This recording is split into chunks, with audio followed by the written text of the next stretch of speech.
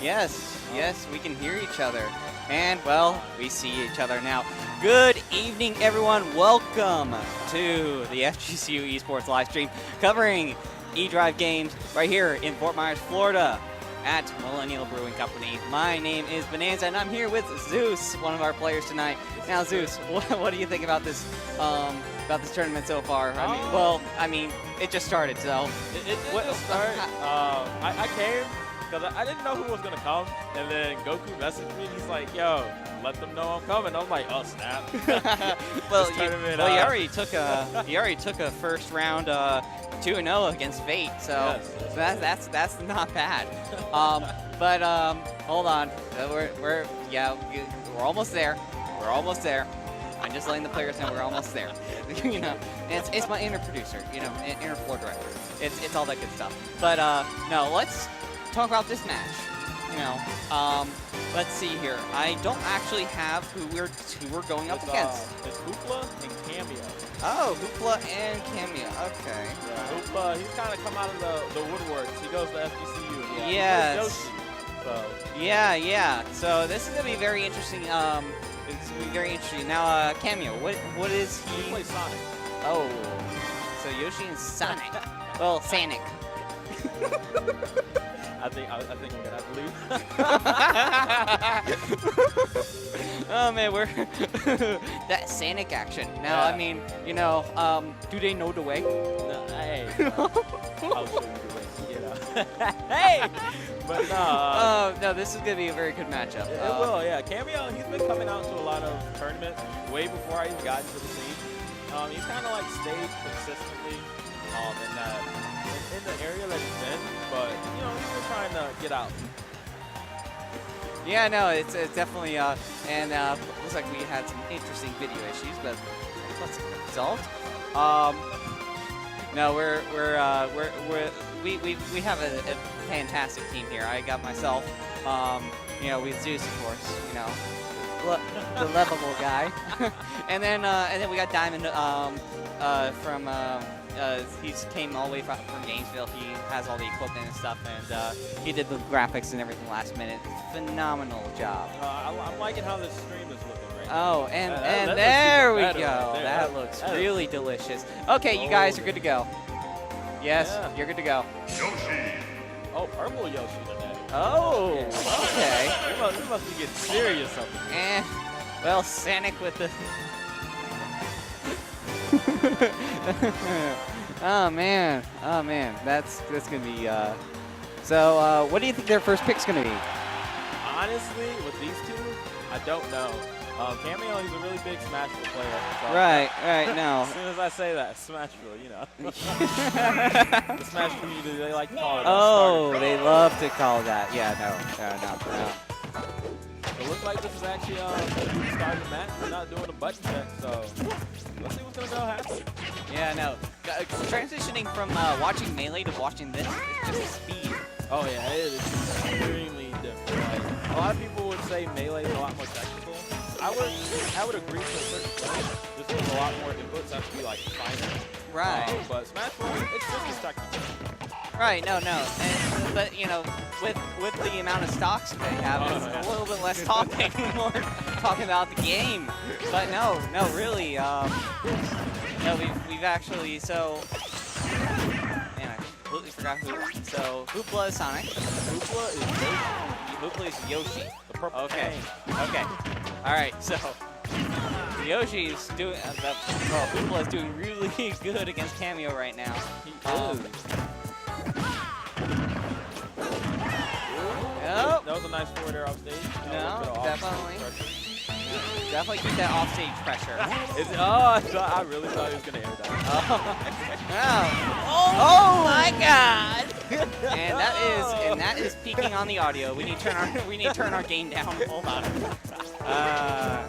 There we go, and there we go. All right. I don't know if you saw Cameo in the face after he got spiked.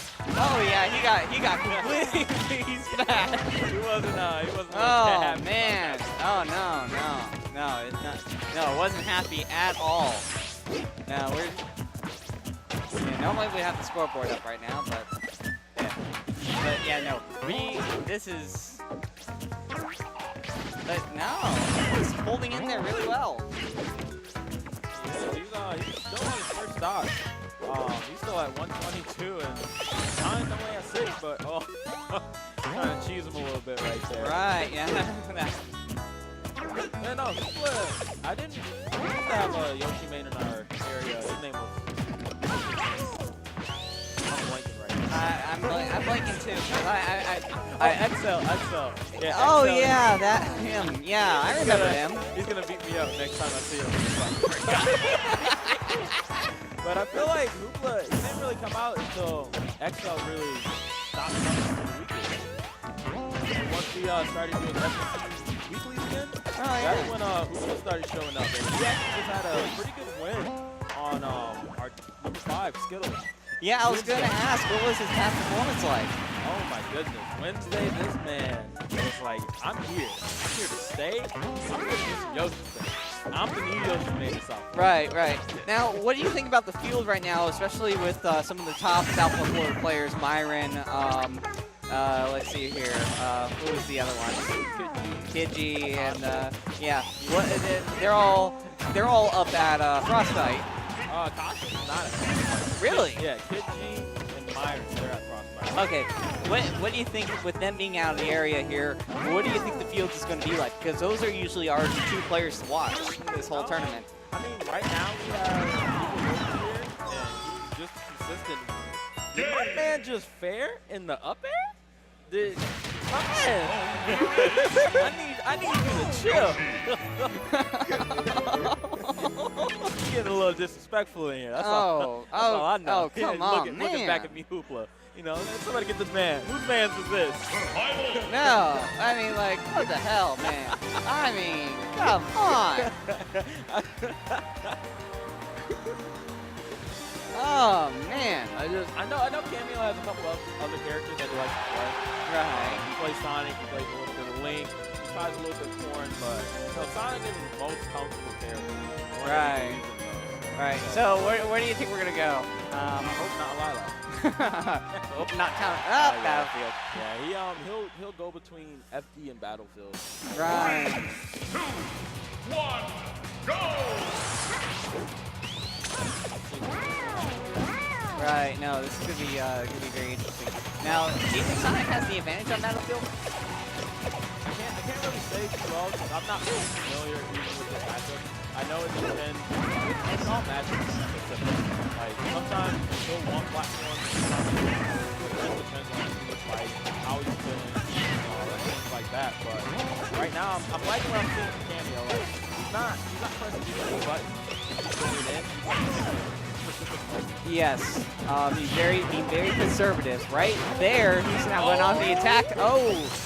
Oh, that could have ended. Oh. Yeah, that would have been anyone there. Oh, but up and then there, Hoopla with the punish. Yeah, he's trying to go for a lot of these weird dodge reads after the air, but he's not really like conditioned. Right. I mean, he could be trying to do himself, but I don't know about him. But right now, I feel like it's just too early. Yeah. Now, it's very interesting that, because Cameo seems to be pulling to that air game because Sonic has really good air game. So. You wanna know who has better air game? Well, Yoshi. Really? Yeah. This man's air speed is just, the way that he plays in the air is just ridiculous. This man can cut through like butter. Yes, that's sort of like Kirby too. I mean Kirby. Get Kirby in the air, and well, you don't want to play with Kirby. Kirby also has Oh! that was so good. I love that weight on that force match. Yeah. Like Sonic's force match, it comes out so quick, but like when you hold it and they feel like it's going to grip. Oh my Boom. Like, boom. He's going triple up there. It's looking like Cloud out here. Oh, I like that.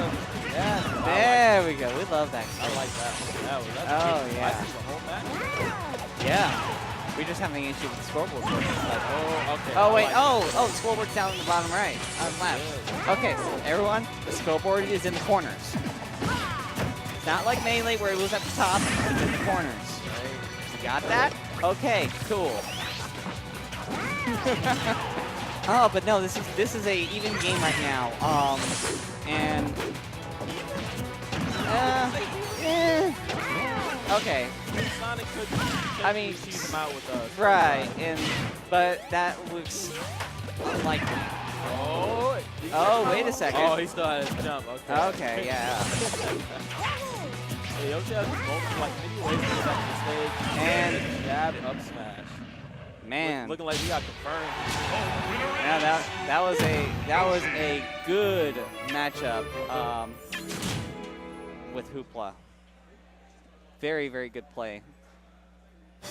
Don't put it on the loop. We got a lot going on here. You know how that is. I mean, it's a production. It's an awesome production. It's a production.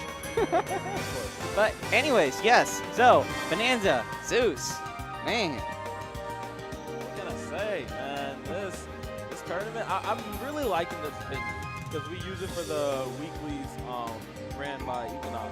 Yeah, Chemex. Yeah, by Chemex on Wednesdays. No, Yeah. and she's doing great too. It's unfortunate to drop closed. It is. But it is. it's honestly great that she got this venue. I really enjoyed this venue. It's nice and spacious.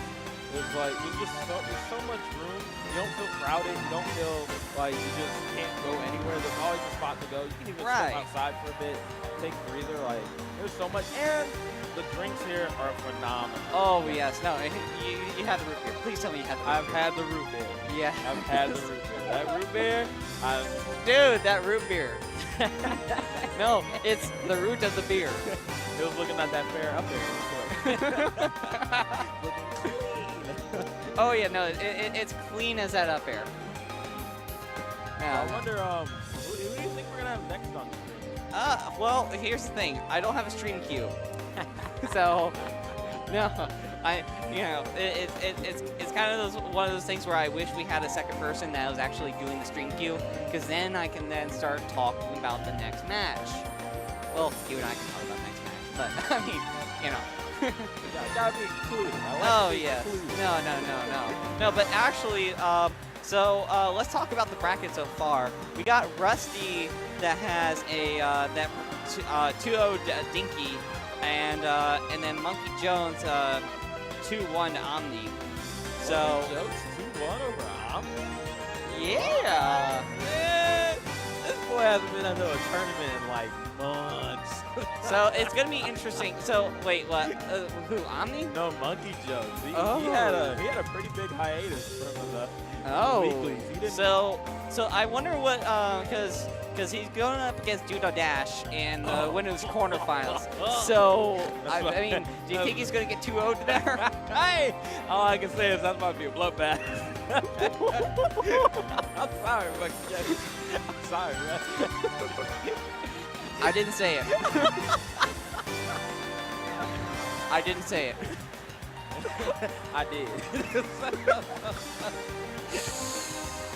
Oh, this hurts. This hurts so much. Okay. But no, so we got that. And let's see here. Yeah, that's all we got so far.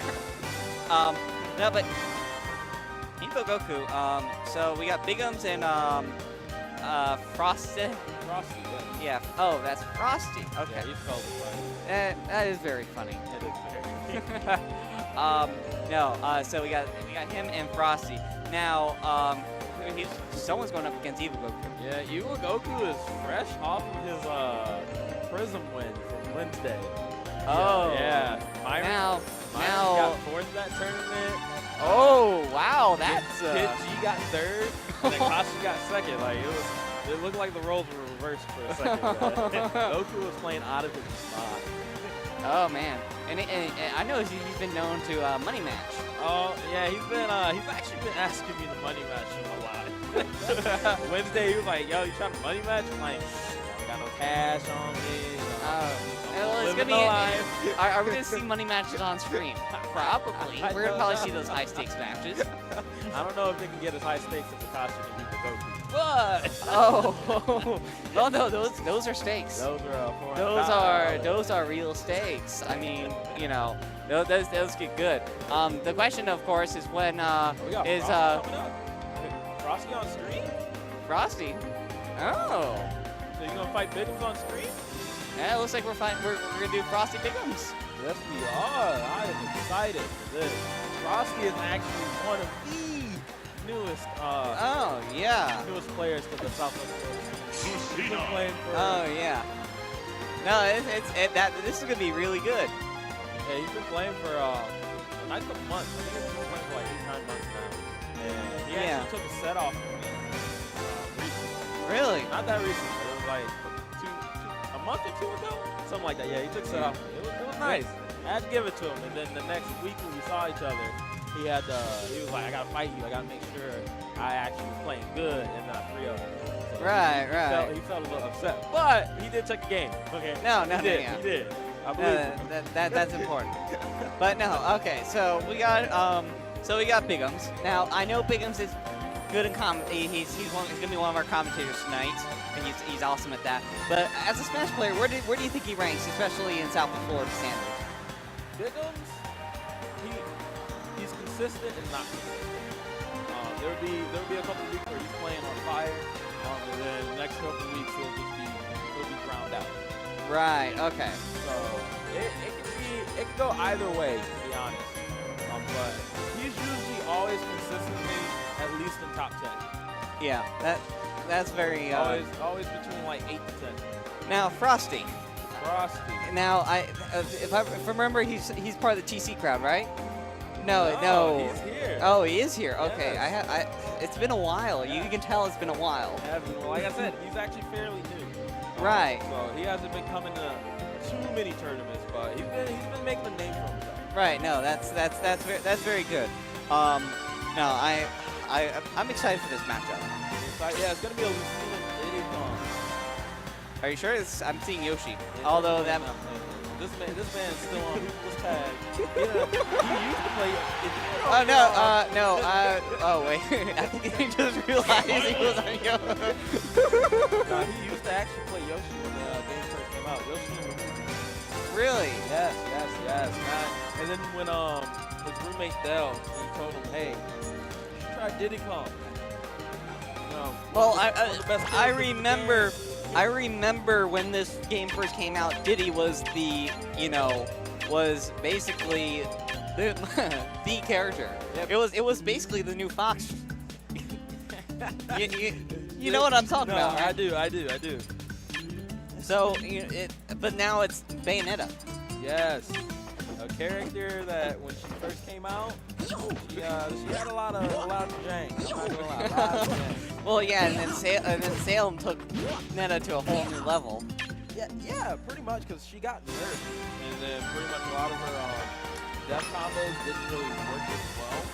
Right. It became like a bigger counter attack. Right. But now people are starting to figure out like different ways to make those work, different ways to read DI, just different things and trying new things. And right. Making Bayonetta pretty much look like the best character in the game. And Doctor, that's what she is. And we're going to see a lot of smash there from a lot of this Southwest Florida. Right. That seems like a big time favorite for this. It's really fun too because I've noticed that during as the tournament has progressed along a lot of the time, I've seen the stage change from day to night and stuff, and it's very interesting to see. I just want to give props to Frosty for that early camp. Oh yeah, no, definitely. Definitely taking out that early stock from Bigum. Yeah, something Frosty's gonna have to watch out for is just that big Diddy Kong fair. Like, you can't just jump in the air there yourself. Like, Diddy fair is so big and just has so much priority. Like right there, they both created from going through both of their fairs. Right. That's something that he's gonna have to watch out for. Also, just Diddy Kong can that. Right. No, and the biggest thing is probably look out for is, of course, the amount of shielding. That, I like that. Just roll back, wait for him to drop the shield, throw banana, and just F-smash. Like, right. That was beautiful. That was clockwork. That was like, that was a game 5 right there. Right. He clearly knew what he was doing.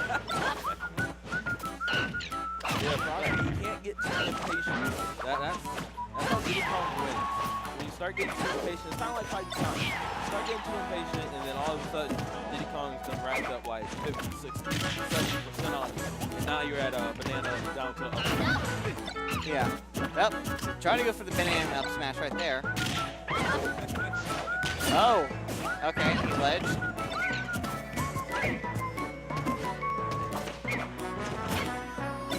Very close on the percentage here. Now, who do you think has the advantage for percentage-wise? Because I know, as much as you do, that certain characters, they do better at different percentages. Minus the rage. Minus the rage? Oh, that, okay. Minus the rage? I'm not too sure.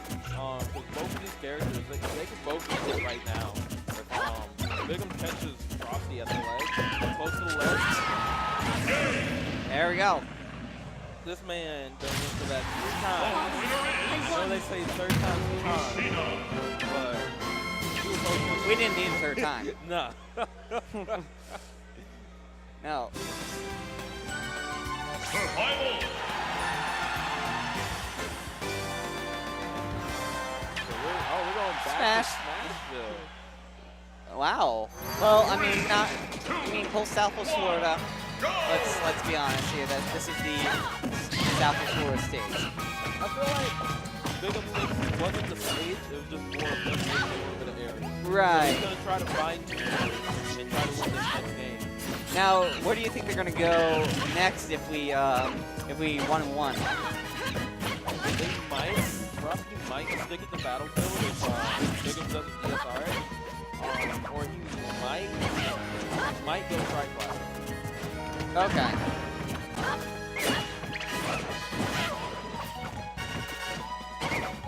Playing very conservative. He is. He would have held up the smash. That would have been some good damage. That's a lot of things that I've noticed. Like, picking choosing like when to charge, when to not charge, when you know someone's gonna air dodge, and how long you can do something. I like that was nice. Yeah, no, definitely playing to that edge to his advantage. Someone here has the high ground. If something big is gonna have to start working on, he's gonna have to mix up his areas tomahawk grab. Because all he's doing is just short hopping in the area. He's not going for like certain grabs where they're for sure. And he'll actually grab that. Yeah, that very good. There were multiple things he could do. And right there with the punish. With the back air, that was nice. But it could maybe add a little bit better DI. Right. That That was punish. Bigum's starting to show why he Diddy Kong came. Yes.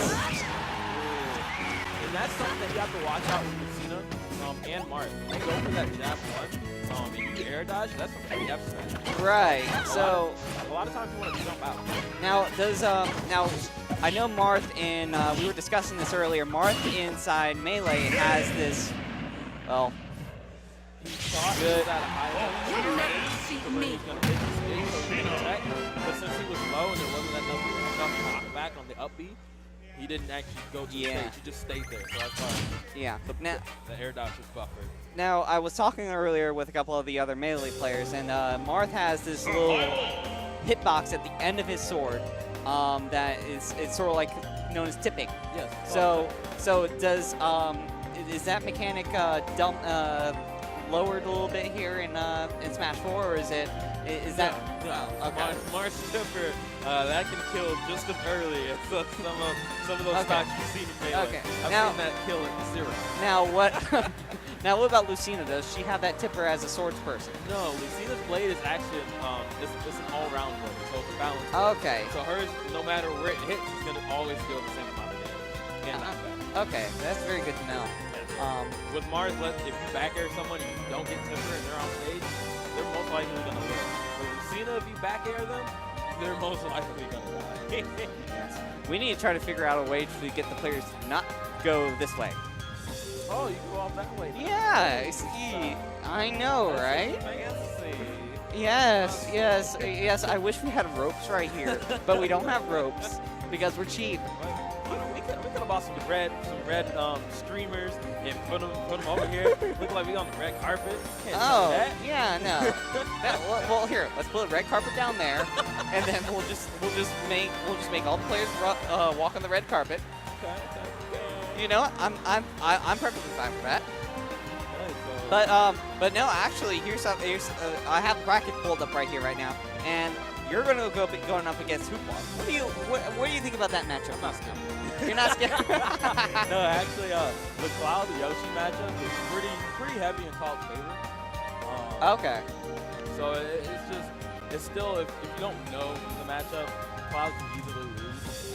Okay. But it's just more of a spacing matchup and pretty much like just picking and choosing. Yeah. Because Yoshi's airspeed is just as good as Cloud's when he has limit. Cloud's is just a little bit better, about 4-6%. Right. So I'm wondering what this matchup is. This is going to be the same matchup that we just saw. If not, Diddy Pikachu! Pikachu. Yeah, Monkey Jokes, he actually mains Pikachu and Lucina. Oh. So that's gonna be interesting. And now he's just randomly picking. It's nice to see a Pikachu player. Yeah. Because if I was to actually play Series Competitive Smash, I would want Pikachu as my main. I like his speed. You like his speed? Yeah, I love speed. And I like those run and gun type of hits. You know. And due to that, he mains Diddy, as you just saw on there. So. Yeah, no, that's gonna be Okay, he had to find his tag real quick. Didn't know if it was on the setup. It looks like they're gonna go with bands. Not gonna start on potentially Smashville for the third match in a row. we might see something else, Bonanza. We might. Oh yeah, no, that'd be very nice. Dude. And I swear, I swear. Hey, we got Town and City. Okay, so we're actually gonna start on Town and City. So this is not a button check. Yeah, I was confused for a second there. Is this button check? No, yeah, in this matchup, you're gonna, if Pikachu has the lead from a lot of at least top level play I've seen, you're gonna see a lot of the P-jokes. Right. No, and it's good that I know Pikachu so well that I can actually commentate on Pikachu. That was a nice one. Oh yeah, no, right this there. Is a lot of just damage. That tail.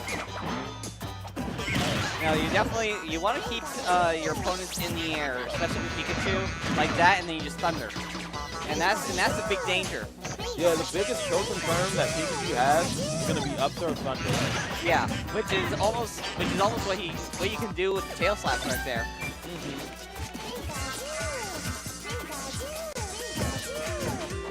So although a lot of those jokes. It's very interesting. You know, Pikachu's straight B can be you know, not effective, but it's really good against shields and trying to get.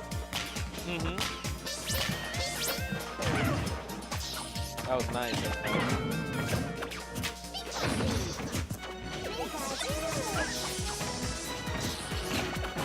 Right now, Dash is just pretty much looking for a confirm the closest stock out. He's not really worried about getting too much more damage on it. Well, at least now he's gonna have to start worrying about that. Oh yeah, no, he's gonna have to really worry about that because what did I tell you earlier? Yep. That's a good kill confirmed. If you do not, right now, just because of the way he was sent, it wasn't gonna kill. So like, if you, as a Pikachu main, if you do not know how to upload Thunder, you shouldn't aim. You're at a complete disadvantage.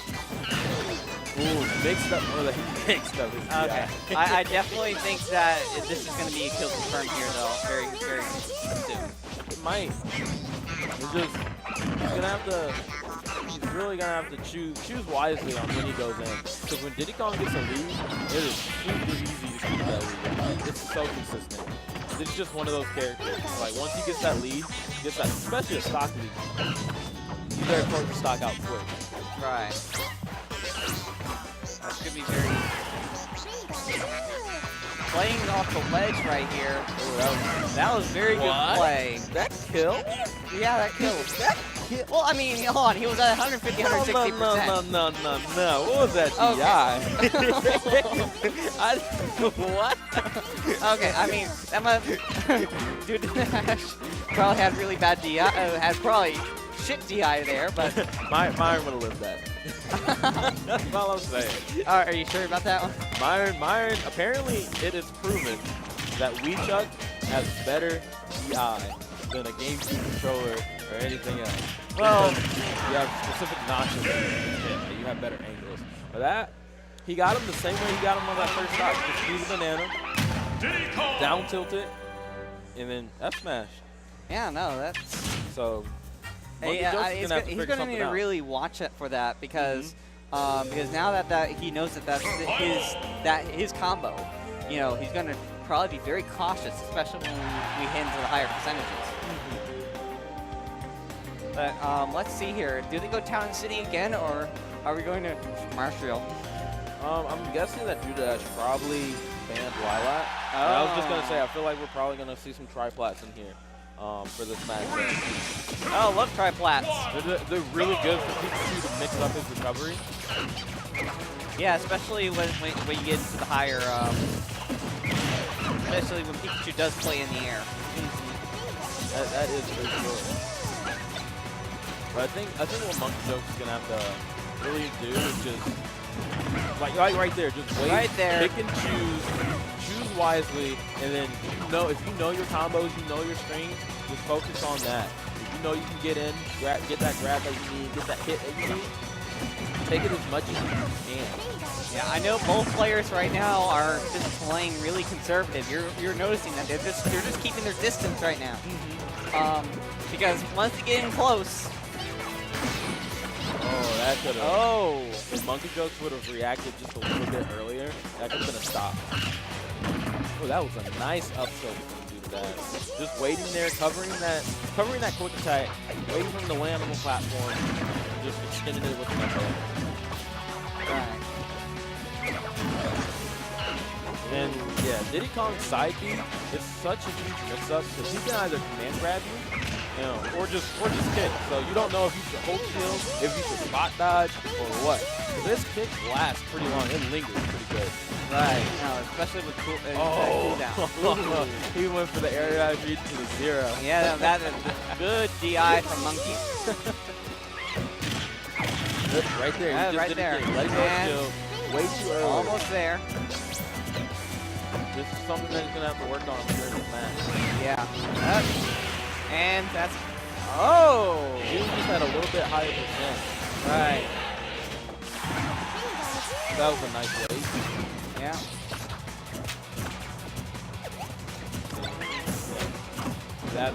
There we go. He held shield. He didn't let go. He waited for the option. Could have maybe had a little bit better SDI to try to get out of that. Right. He's a pretty small character. Can easily get out of those just multi-hit confirms like that. Right. Now, like I said last game, he's going to really have to watch out, not let Dudash get too much damage. right. And then of course his combo. Good DI from Dudash right there. Yeah, Monkey Jokes is probably hoping for no DI or just for him to go straight up. But he didn't get it. He didn't get the read that he wanted. And that was a good interception by Dudash. Just throwing that up foot out there with that big hitbox. Right there. Oh. Monkey Jokes is going to have to close the stock out really quickly.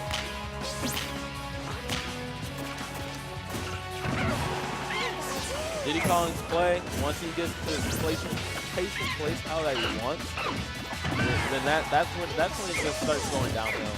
Oh, that was a nice drop. Oh no. Oh man. He went Just too low. Yeah, 2-0. I believe that was 2-0 in stocks as well. Diddy Kong! It was. No, yeah. That was a 2-stock that game. Well, yeah, but no, I meant for the previous game. No, that was just he took a stock. Okay, that's good at least. If he didn't take a stock, that would have been Wow. But no, good, very good performance. Yeah. Very good performance by Sucks both to players. lose like that, but congrats to Doodle Dash moving on to the moving forward into the bracket. Yeah, no, he's I believe he's going to be going right into yeah, semifinals.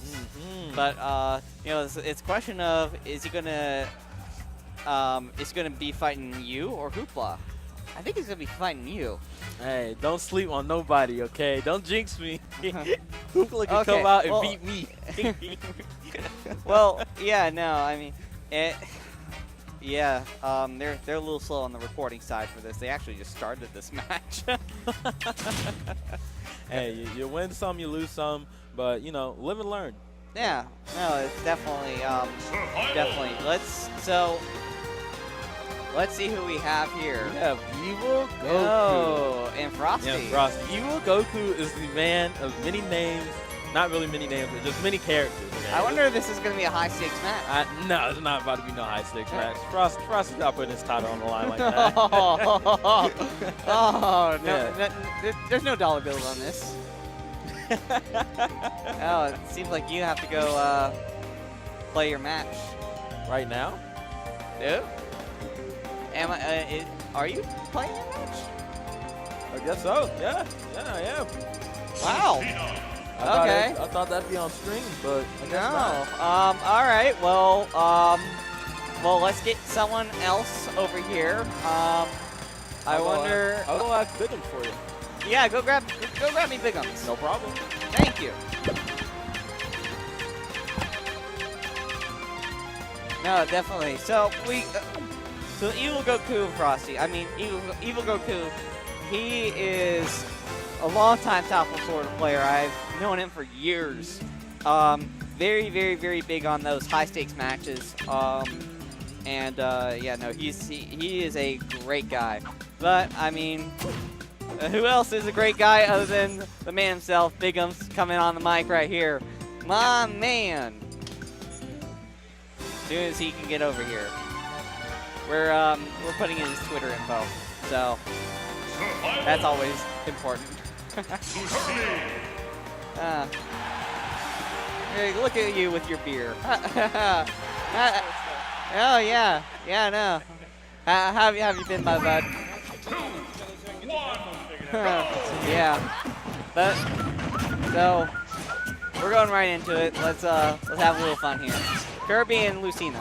What do you think? Well, on paper, generally, you would say that Kirby probably loses to Lucina, but given the fact that it's Goku's Kirby, the man pulls him out in the most obscure what do you call it, matches here in different. I can't even put my words together. It's that beer. Probably. You're probably right. No, but if you think cheese, if you think jank, and you know Smash 4, Goku's Kirby, he's got a trick up his sleeve every single time with himself. Oh yeah, no, it's definitely. Especially I've seen Goku in many matches. He does top 8 a lot. Oh yeah. Especially in Southwest Florida. That's exactly it. And there's no slouch to Frosty there. I mean, granted, you know, one of the best Lucinas we haven't seen here, but the thing is, he's got to play tip-top. He's got to play on point. If he slips up once, Goku's going to take advantage of it, and then with that inhale, you never want to get caught off stage. Oh yeah, no. It really. I remember the suicide mechanic used to be a really big thing back in the day, especially for Kirby on Melee. Oh yeah. And just like we saw there too with the ledge trump, like I want to imagine he fooled out Kirby a lot just for the sake of not only does he have the jinx there too, but like you don't really know what to expect to come out with his frame data there. Like he's got a quick back air, he's got the inhale, he's got grab combos that'll keep you on the ground if you don't DI them properly. It's just I would say it's frustrating in the least, but it's just you have to keep good composure if you want to make sure you're playing them correctly with him. Right, and then you got Lucina who has that medium sword, you know. I mean, it's almost like, are you going to be going for a you know, a Marth combo against Kirby, or would you rather go for a Lucina against Kirby? Right. And I mean, granted, she doesn't have Tipper to work with there, but at the same time, she's still no slouch. Like, granted, he got caught with you know a bad down air there, but you know. Yeah, I mean that's a really good 2-0. Oh yeah. Was that already 2 games? No, it was a 2-0 stop. I was like, wait a minute, did I just jump in the middle? Did I just jump in the middle of the set there? All right. So. No, we wouldn't do that to you. No. Man. Yeah, so if I had anything to think with that, I was never like the Smash. I figured he would go Battlefield with it just because, you know, more platforms. Yeah, more better platforms, ability to more start with that and to work everything. with. But no, now you're dealing with that moving platforms. But also, no, you're dealing with Ganondorf. Okay, how is his Ganondorf? He has the best Ganondorf in the world. Ganondorf, wow. and folks, I only had water. Like I know we have 8 inches who's from the Midwest, and there's a few from SoCal and everything, but I will tell you this: if he's not in the top 3 in the world for Ganondorf, it's uncontested opinion, of course, best Ganondorf in the world. The guy makes Ganondorf look ridiculous.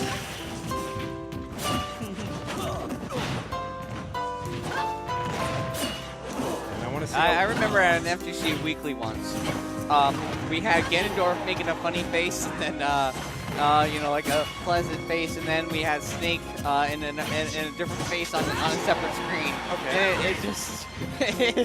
Then he's goofy. He's a super troll. That's all it is. Oh no! We reframed it. It was glorious. Awesome. The result. you can the folks at home, you can infer the result of what we were talking about here. It just makes me sad because I wish we had Snake in this game. That's all it is. Oh man, yeah.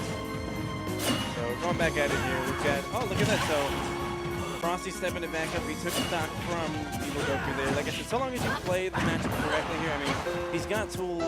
Goku knows what he's doing with his Ganondorf, but so long as you play the character properly and you just don't let him dictate the pace of the match, Right. you can essentially go from there, which seems what he's doing there. Right now, here's the thing: if Frosty takes this game, what do you think he's going to play next? Do you think he's going to go to that Ganondorf, or he's going to go back to Kirby? Well, depending on how.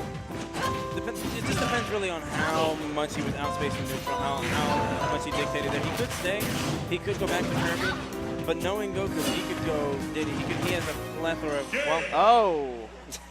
Wow. and that's pretty much the Suicide. matchup. Yeah, that's pretty much the matchup there. Like it's just you gotta play safe, you gotta play really, really, really careful. You have to force Ganondorf to approach you, and that's where the weaknesses come out. Right. No, But and that was a very interesting suicide too, because I don't know how his mechanic works, but apparently he can throw the. Well, he's going to blade. hold him down and go. Unlike, let's say, the Bowser side, you have other suicides with it. He's always going to kill you first, every time. Okay, I mean, so that's, unless you can DI out or just happen to get out of it quick enough, it doesn't generally happen. But 9 times out of 10, if he does that to you and you're not expecting it, you have to be quick with your fingers and go with it. Otherwise, yeah, Ganon's going to come out on top with the suicide. Right. And so that's why if you try to suicide with Bowser, that's always a bad move. That one's like half and half, because depending on Bowser, because of his big body and depending on who touches the blast zone first, I mean, he's going to grab you and go there with it, but it's always dictated by the ending screen there who wins, and either you could win, he could win. It just really just depends on the game. Right, but also you would never unless you're 2-0, and if you're 2-1 in Bowser, you're up in lead.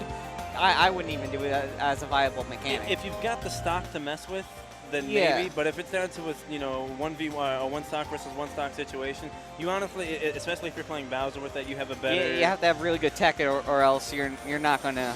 And on top of that, you have a better chance of probably getting Bowser's ding dong percent with that, where he goes into grab, into up throw, or up throw into up air. Yeah, with that, but so. if I remember correctly, Bowser's one of these characters that can go that has rage. Oh, I mean any of the heavies. You go Bowser, DD, Yeah. DK, Ganon. Like it takes so long to kill them because they're so big, but at the same time, if they get rage, they're ridiculous. Yeah, no, definitely. So.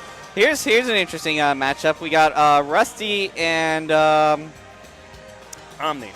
Yeah, which is not matching any of my. Oh, where are we? This is losers round we're doing 2. losers. Okay. Yeah. Okay, so we're doing losers round 2. Fair enough. Okay. Yeah, that's fair. All right. So it's interesting. So Rusty lost to Uncivil Ninja. Okay. That was a 2-1. What do you think played into his loss there? What do you? I mean, nothing short on Rusty. The man is a great Ryu. The thing with Uncivil Ninja and his Shulk is that Shield plays the biggest thing in that he will not die. you have to get that guy to like 200% if he's playing around you with shield. If he camps around you, it's good. Like, he's got the mechanics for it, and like the guy's reads are on point with that. So if he catches you off stage, I mean, you never really expect it with the sword there, and especially the way he messes with his Manana arts. Like, he cancels well, he does well. Like, for playing such, you know, a low tier character, or however you want to call the character, he plays them very much immaculately. So you have to, it's almost in the same concept as Goku with Kirby, with anybody else. It's like, on paper, the character doesn't seem like it's good, but if you find a mechanic that works, you have to get around the gimmick. Okay, we got Smashville again. It's always going to be Starterville. That's what it is. Sheik loves it. Ryu loves it. We're going to go right into it. So we've got Rusty and Omni here. We're going to start off there, see if Omni starts building up some damage there. He should be able to get a good amount of damage early on, so long as he doesn't let him get into his focus shenanigans with that. Oh, yeah. Now, the big thing with this matchup here is that Sheik should be able to out-neutral Ryu heavily, but what Rusty's going to want to take advantage here is trades. If Rusty trades, if Ryu trades, it's always going to benefit Ryu just because he can kill. He could probably end up killing within the next hit or two just because of True Shoryu. Okay. So what you want to do with that, with Sheik especially, is like you want to play as safely as possible and get safe damage, because if you trade, there you go. That's exactly what happens there. You let one setup happen, and at 70% you're dead. Right. Yeah, exactly. You know, especially with Sheik being a very quick character, it's gonna be very interesting to see how that plays out too. That and needles. Like if it was him right now, and let's say we saw Rusty approaching a little more, we'd probably want to stick it out with more needle camping. But on top of that, he just wants to go for safe approaches, safe damage, and just try to keep the hits out. Because again, already he's at kill percentage. So he's got to be really careful with what he throws out against Rusty, because if Rusty finds the opening there, he's going to get the Shoryu on him. Right. So we got him back to one stock there. He's down to 0. Now, mind you, he's got no rage, but within the next killer, so because Sheik is so light and she's also a fast faller. Yeah, no, as soon as they trade, it's going to... That's exactly it. So any trades are still going to benefit Ryu, going to benefit Rusty there. But we're going to see what happens with Omni here. We're going to see if he can build it back up. He's got the damage going now, and he's keeping his pacing, so we'll see how the match dictates. Yeah, and we just have jab 1, 2, and 3 there. He's not going to be able to shore you out of that just yet.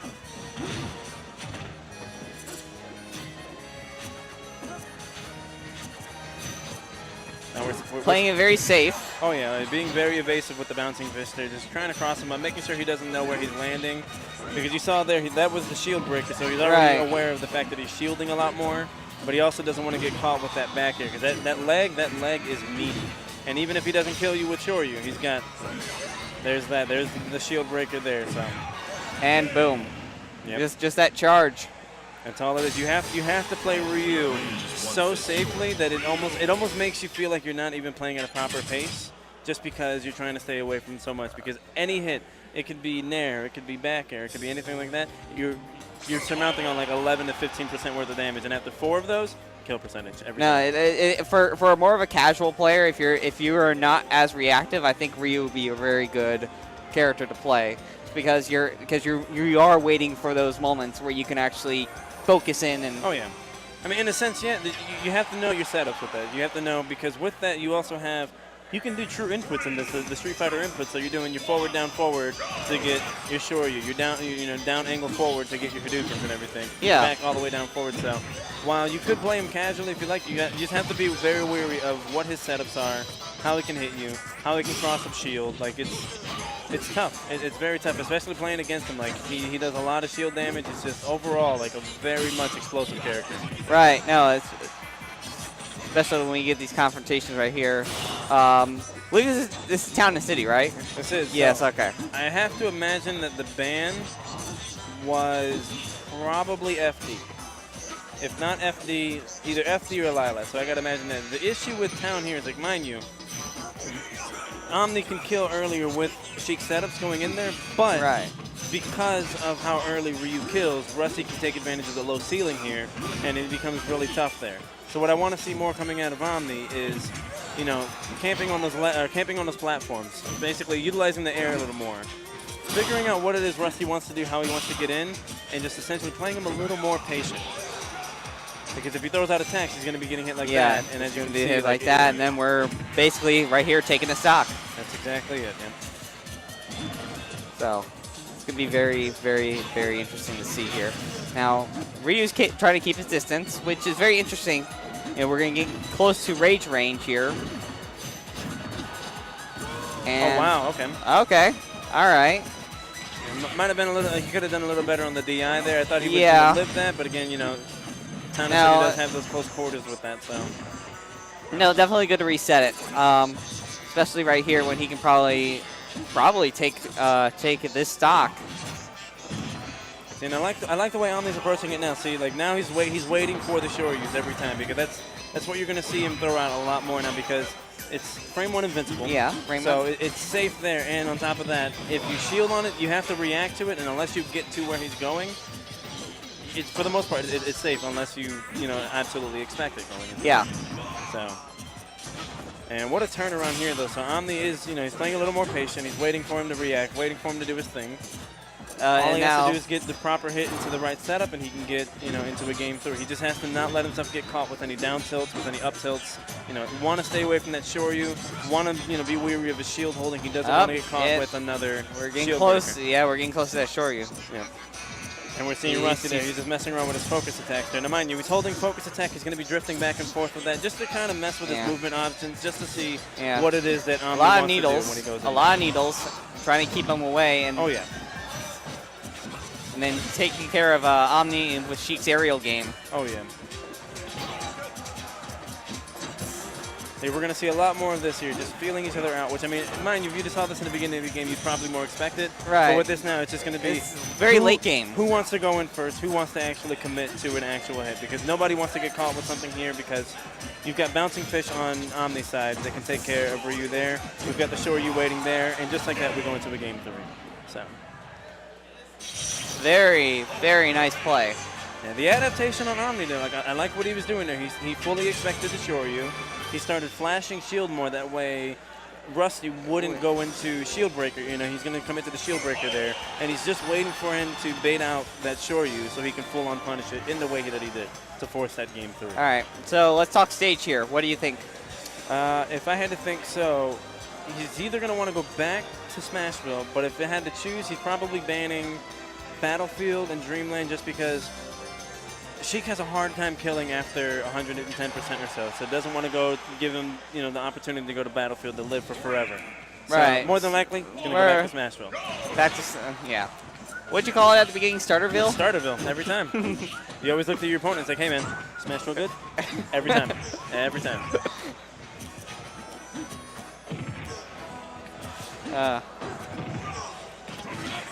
So we got this is one of those things where I wish we had a mic right up there, just to get there. Just to get a player. Hey, Smashville. I mean, we could do that at the same time, but at the same time, we got to keep it esports, baby. That's all it is. Well, I mean, come on. I mean, we love player mics. We love. We do. We want that. Like, oh, hey, what do you want to do? Oh, absolutely, absolutely. So getting back to the match here, the couple of neutral wins there, and went into the tilt into Shoryu, brought out the stock there.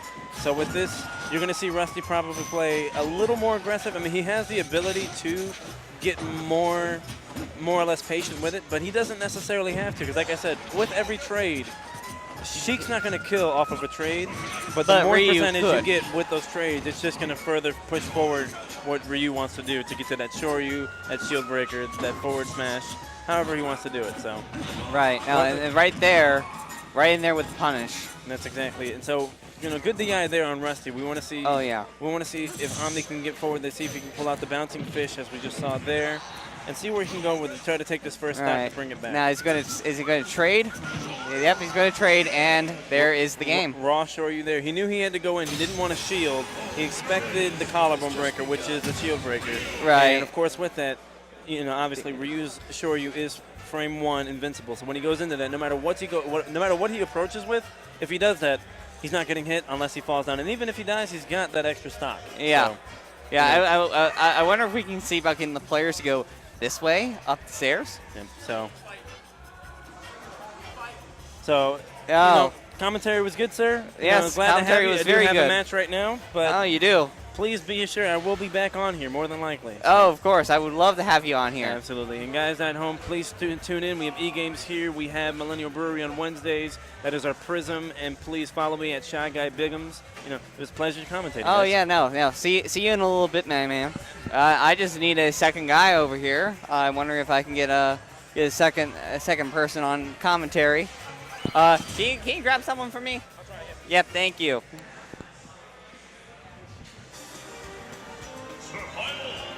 So let's see here. Who do we have?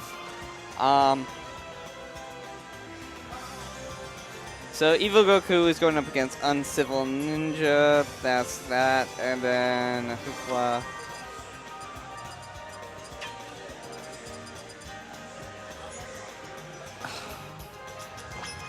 So I just need to figure out whose match this is. Hey, Diamond, whose match is this? What? Winner semis? Okay. Alright, so this is Judah Dash versus Hoopla. And we actually do have someone coming in right now on commentary with me.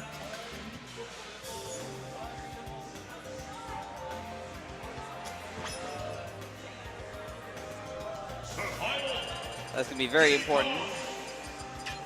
So, Judah Dash and Hoopla.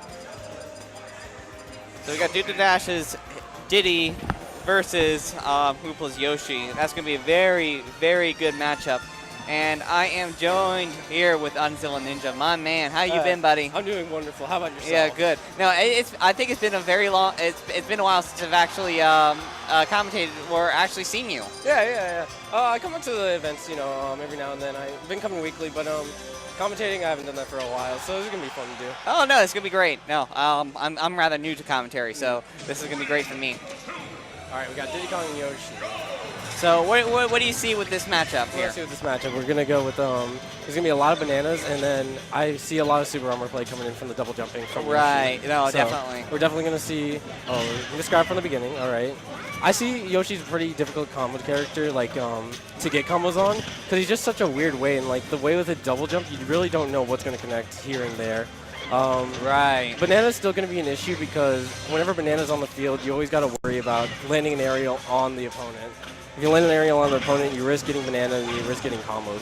No, definitely. No, it's going to be very interesting to see here. So they're both going at it. They're not playing really conservatively. Right now, with this whole matchup, what you have to do is you can't give your opponent a whole lot of space. If you give your opponent a lot of space, that leads to an edge guard situation like that, right there. Yep, right there. Right now, Hoopla getting the lead, and we get a banana reset coming from Diddy's, getting banana right as soon as they spawn. But it's definitely not a Hoopla. Yoshi's down there, can break shields, down B can break shields. There's a whole lot to this. Diddy Kong definitely amazing in neutral. Can easily be a comeback. Definitely gonna be a whole lot of banana play thrown on the shield. Right now we see Lilat pick from here. Lilat's a very awkward stage with this whole tilting aspect and making the side B a bit more awkward to get. Double jumps, I feel like this is going to be a bit more beneficial for Yoshi. Getting in, like Banana, I feel like can also play a part here because of the tilting. Because if you throw a Banana, it can get to like either side fairly better than just like a flat stage. And sitting there can just be a problem. Right. Right now we have Hoopla being very aggressive right now, throwing a lot of moves, just not getting any room to breathe.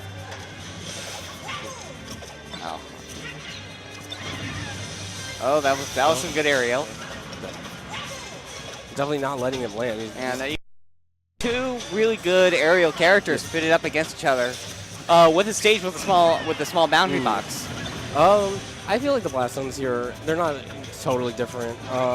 It's not like Town and City where you're like, oh, I'm gonna kill up the ceiling or Battlefield. Yeah, no. Right here, it's like the Blast Zones are gonna make a huge difference. It's mostly like the tilt. Like you saw, like he got the first stock with the down smash, and that was a good combo. Like that down smash, like it would connect fairly easy because it's on the slant. It covers like the whole thing. Edge guarding on Lilat, you have kind of like that Battlefield syndrome where you can jump on the platforms or you can choose to do like a normal recovery. There's some minor aspects to it, but the main thing is just getting a Lilat. You don't want to do that. But I feel like these characters have pretty strong recoveries and their heights. All right, and there's a good punish.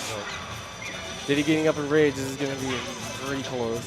Diddy Kong, if he racks up the damage, he can definitely secure the kill. Down tilt being really strong. I feel like down tilt's not as strong in this matchup, just because for the fact that you're going to be seeing Yoshi a lot in the air, and it's going to be really hard just to straight up catch Yoshi. Like the banana, catching the Yoshi landing. It's like you'll see Yoshi double jump, and you'll see Yoshi do like an air dodge, and then do another aerial with it. It's really hard for Diddy just to say, hey, I'm going to throw a banana at you and secure some kind of grab, something like that. So Diddy just has to throw a lot of his own aerials, which is kind of beaten out by the fact of Yoshi's airspeed, Yoshi's specials like egg, aerials. A little bit of a trade right there. Diddy easily was almost about to be blown off the stage there. Now you got Diddy with really high damage here, so this is very risky for Duda Duda Dash has to worry about mostly getting grab, because grab can lead into something like a jab. A grab can lead into a jab, and then that's stock. Down the risky move. Both these players are playing really well in neutral. Both of them are fairly neutral right now. Right. 50-50. Yeah, no, that was. So it's going to be very interesting how. That's it right there. And on the game too. Now, very, very, very good performance from Yoshi. I expect for counter pick, I don't expect we're going back to Lilat. No, I mean no. I want to say Starterville. Oh, Town City. I expected the ban from the town, but this is gonna work. This is gonna be more beneficial for the Yoshi. Oh yeah, definitely. Diddy Kong. Diddy Kong, secure up throw up air combo being his bread and butter. Scoot this way. Alrighty. Yeah, just get you more into the frame. Alrighty. Being more in his bread and butter combos, as I was saying, on Town City, up throws and forward airs, back airs. They really secure the kill a lot better with up throw, up air on Town City, especially because he's got those high platform and low ceiling. Yeah. And camping's way easier to escape from the Yoshi, get some space from him. So right now, Dash already starting off much better than in game one. He's already taken the lead. He's actually got room to run away and pull banana in this scenario, which he didn't have much last game. Right, so it's going to be very interesting to see if this turns into a first stock for Duda Dash. It's looking like it, but Yoshi doesn't need a whole lot to get damage. Right. As long as Diddy wins the neutral enough times, he'll be able to secure that kill quite nicely. Yoshi's a bit more explosive in that. He doesn't need to win as many times, but it's just harder for him to win it. Right, and then there's some really good punish. Definitely making use of this room. He's getting away from him. He's being plugged banana. Ooh, nice. And some aerial. Reverse. Yeah, no. Very good DI from both. Yeah, that's some good DI right there. Trying to even it up. I see the concept Hoopla's going for with the side B, or the neutral B to try to suck him up. Yeah, no, definitely. To catch his shield. Because a lot of people don't expect a command grab out of all things. An empty hop is really slow for Yoshi as it's basically a tether. So I respect the neutral B approach. Oh, we're just going to say kill. Almost. Oh. Went for right it. there. Almost cost him his stock. Yeah. Yeah, especially with the low ceiling. Oh, definitely. So it's going to be interesting to see where they play the game right there. And Duda Dash making this ledge guard really hard for Hoopla to get anywhere. No, he's definitely playing the ledge. Whenever Hoopla gets into the air, it's really scary. Oh, up tilt's going to secure. Stop right there, and then so we see the monkey flip commonly. Now that Duda Dash has the lead, now he can play a bit more safe. He can try to escape because he doesn't need to approach as he has the lead. Now Hoopla's got to work to get that comeback. He's got to gain that stock back and get the lead. He wants to make this work. He's doing really well with his egg approaches to avoid the banana. He's hitting him from across and making sure that he's not throwing at any unsafe aerials to get hit by the banana. Nice jab. Very interesting going from the edge straight into the air. Really playing in the air now to... As we see different from game one, we see a lot of like forward airs coming out. Duda Dash has a lot more space. He's able to just be in a more comfort zone than he was in Lila, and Lila was much more stuffy. Here we see Hoopla trying to get in close quarters, but Duda Dash just managing to keep his distance so he doesn't have to take the damage. Ooh, egg destroying banana. Interesting. He's definitely doing well on making sure the banana's not hitting him, which is really important in this matchup. He just needs to find a way to secure this first kill. Is he going to do it? And Close. no, very close. Although I think this, at this point, with the percentages the way they are, I think this is going to be a Duda Dash's map. That's going to secure it for game 2. And there it is. So he 2-0'd that last match. So it's going to be very interesting to see what the counter pick is going to be. What do you think it's going to be? I think he wants to take him back to somewhere where he can stuff him, somewhere where he doesn't want him to like really get his spacing, get his ledge trapping. Right. If triplets weren't hit, triplets would be a good spot. Smash field's good, as using the smash field platform is a really nice way to, try to keep off Banana. I don't expect to pick back at Town, as Town just easily kills you. Right, yeah, no. Oh, Battlefield. Battlefield. Because on the Battlefield, we're going to see there's going to be a lot less we got stream triple lag platforms. Triple platforms, which is going to help Yoshi in his recovery. He's going to help him be able to play off Banana, which he's already been doing really well this set. And then he's also going to have, just give Duda Dash less room to work with, which is what he really needs, as he was abusing that on Town City. Right. So, it's going to be very interesting to see where this goes. Early on the damage, but very consistent from what I've seen, very aggressive. Yeah.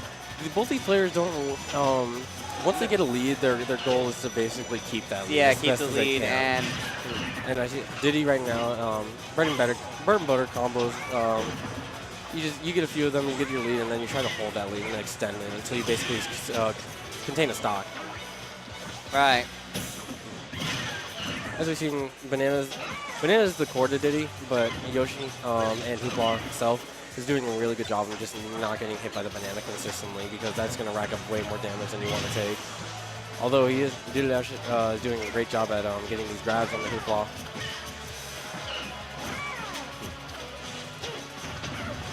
Like the patience there. When we grab down, getting hit with the monkey flip. Yeah, getting really into the high percentages here.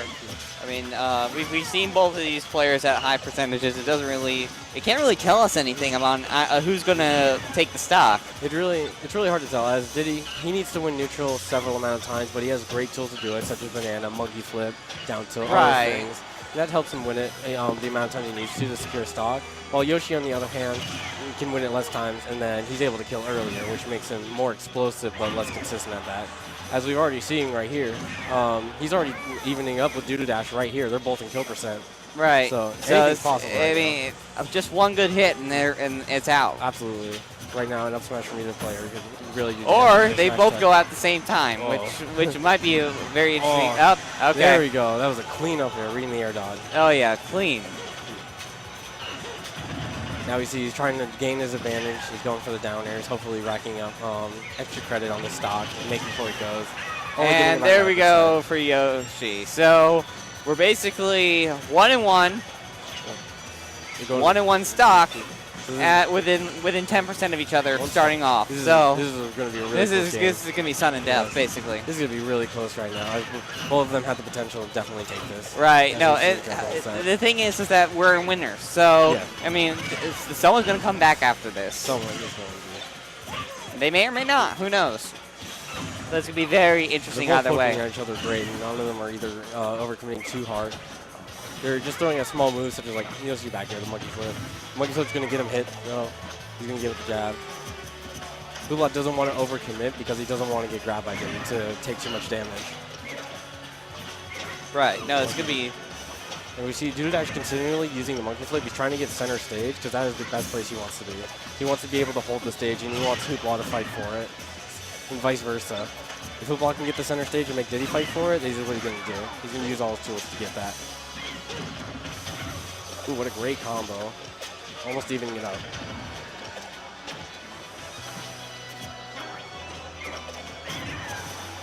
Duda Dash hitting him off stage and putting him in disadvantage. They're both really good at taking their disadvantage and turning it back into the neutral. Right. So, but, that's very close to the top. This is going to be really close. Both of them have very easy kill options. Yeah, but both of them are basically at kill percentage. So, this is quite literally... This is anyone's game. with the ledge. The ledge is definitely a dangerous place to be right now, as both characters can kill each other. Is this going to be it? This is going to be close. No, it's not it. Pushing them to the ledge is going to allow an edge guard situation. But That's going to take it. What a wow. close game.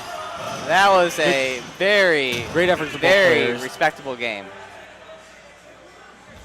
Definitely a good showing from both players, showing that they both had what it took to take the set. In the end, Dude Dash is going to take it.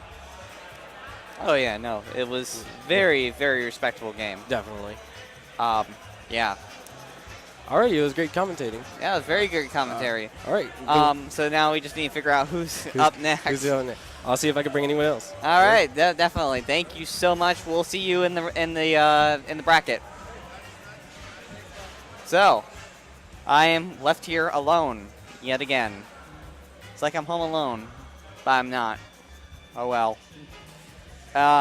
So, big stuff going on, especially in this match.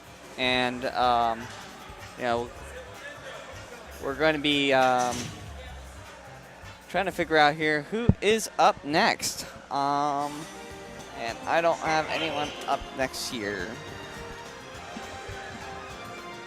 So, let's see here. Who is up next? So, let's go over the scores real quickly in the bracket.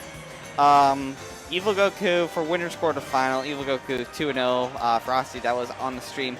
We have Unknown Civil Ninja taking 2-1 on Rusty. We saw that. Rusty did a 2-1 on Omni. So now Rusty and Cameo are now going to be at are now going into losers round 3 right now, and I believe that match is kicking off here very shortly. We have Zeus and Monkey Jones also in losers. That's going to be kicking off here very shortly as well. And then we also are dealing with Evil Goku and Uncivil Ninja, which is going to be on stream right now. Evil Goku did commentate a little bit earlier, and he was absolutely awesome. Pleasure to have. We might bring him after this match. Depends on what happens. My throat is dry, so I'm probably going to see if I can get someone to swap out for me for commentary, which will be absolutely awesome. I do need a break. I wish I could have a break.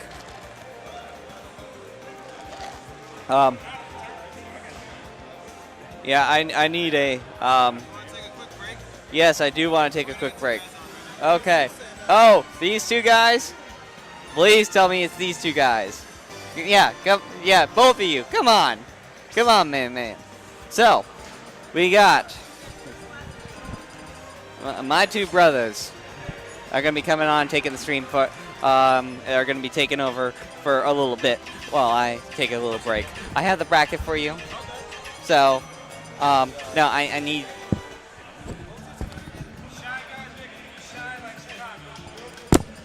So, here you are.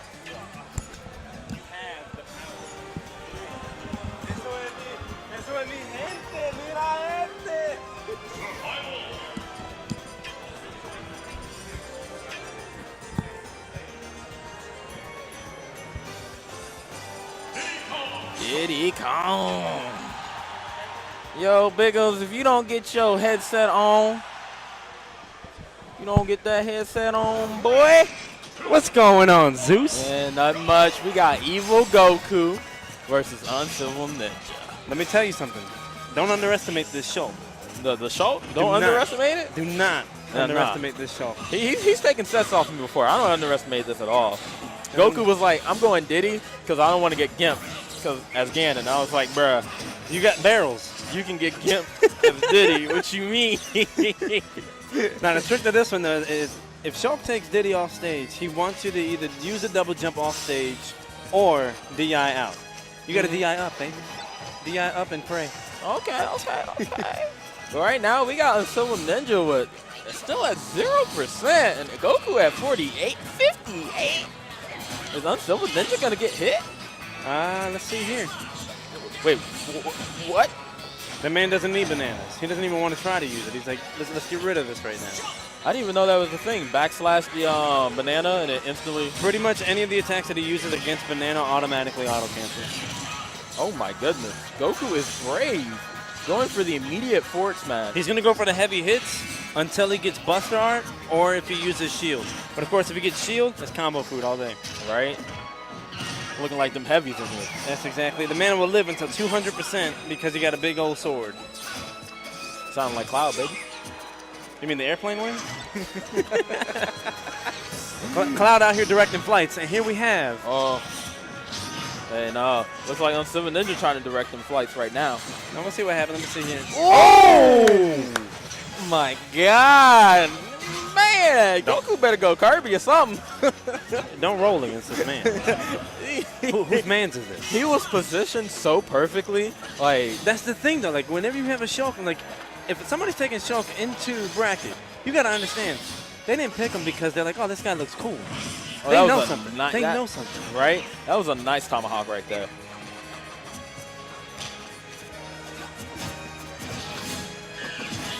If Goku loses this, who do you think is going to go? My best bet would be Lucario. You fight Rage against Rage. You think Lucario?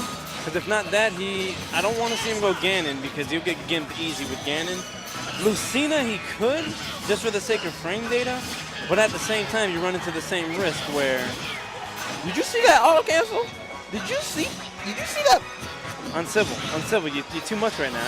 I wanted to wait for that air dodge. I was hoping that he was going for the up air. Yo, Uncivil Ninja is playing like he's top 3 right now. That's all I'm saying. Uncivil Ninja's playing like if there's not a Myra and a KG in the scene right now.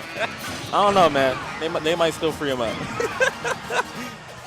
Is he? But No, they're he's in not. Michigan, though, so it's all good. Oh, that was beautiful. That was a nice recovery from Uncivil. He knew Oh, yeah. if he would have grabbed ledge again. That kill? I need a drink. Was that a 2-stop? Your boy got a 2-stop. Hold on. Was that a 2-stop? 2-stop. No, I'm kidding. All right, so, Zeus, I got to ask, what's the counter pick? I don't know. He has a Ryu. What?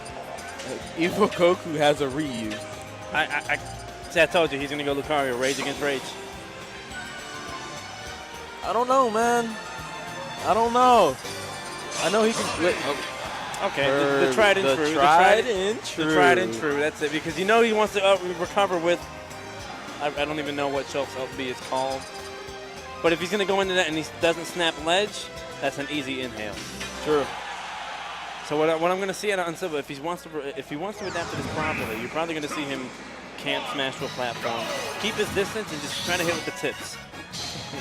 Sounding like Marth up in here, maybe. I mean, that's what Shulk is. Every sword character put into one. And this is what we know Goku for right now. That slow, patient, steady gameplay. Put on that intermission music. That we'll be back in just 5 minutes with another hit.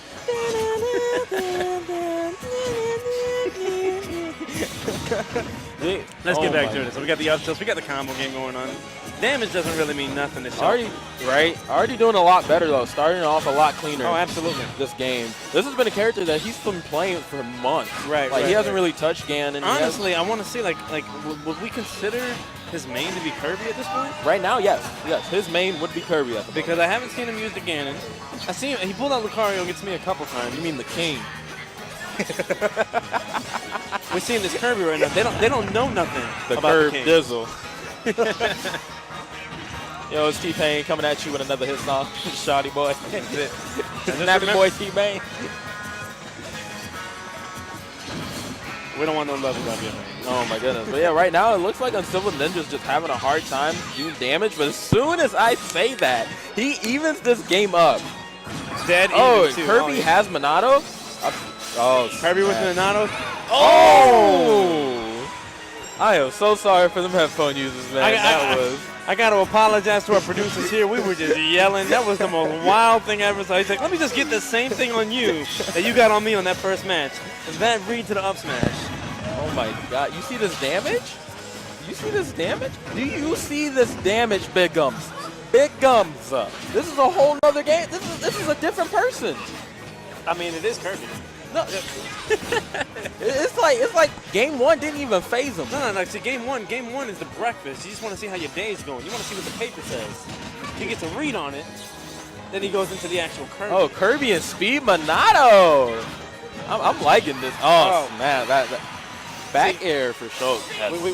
That's that Pikachu syndrome where you're fast as can be, but your hitbox is just there, everywhere. Throw the hit out and it's all over the place. Yeah, I'm liking this patience from Goku. Oh yeah. Plus with him, like I see that he's not using his inhale as much just for the sake of inhale, because Kirby with Monado Art, Kirby using what Shulk has, actually has better ability than Shulk does. Kirby with Monado Art is much better than Shulk with Monado Art. You see that Trump back air with Smash Monado? I don't think that would have killed. And 5 jumps? I mean, he was at 5%, so. Well, you know. They don't know nothing about the king.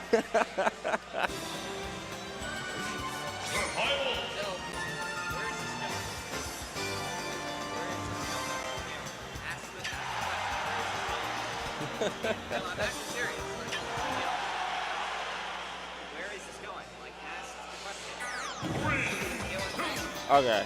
Yeah. So where do you think this is going, man? Like, What do you mean? how do you think this game 3 is gonna go?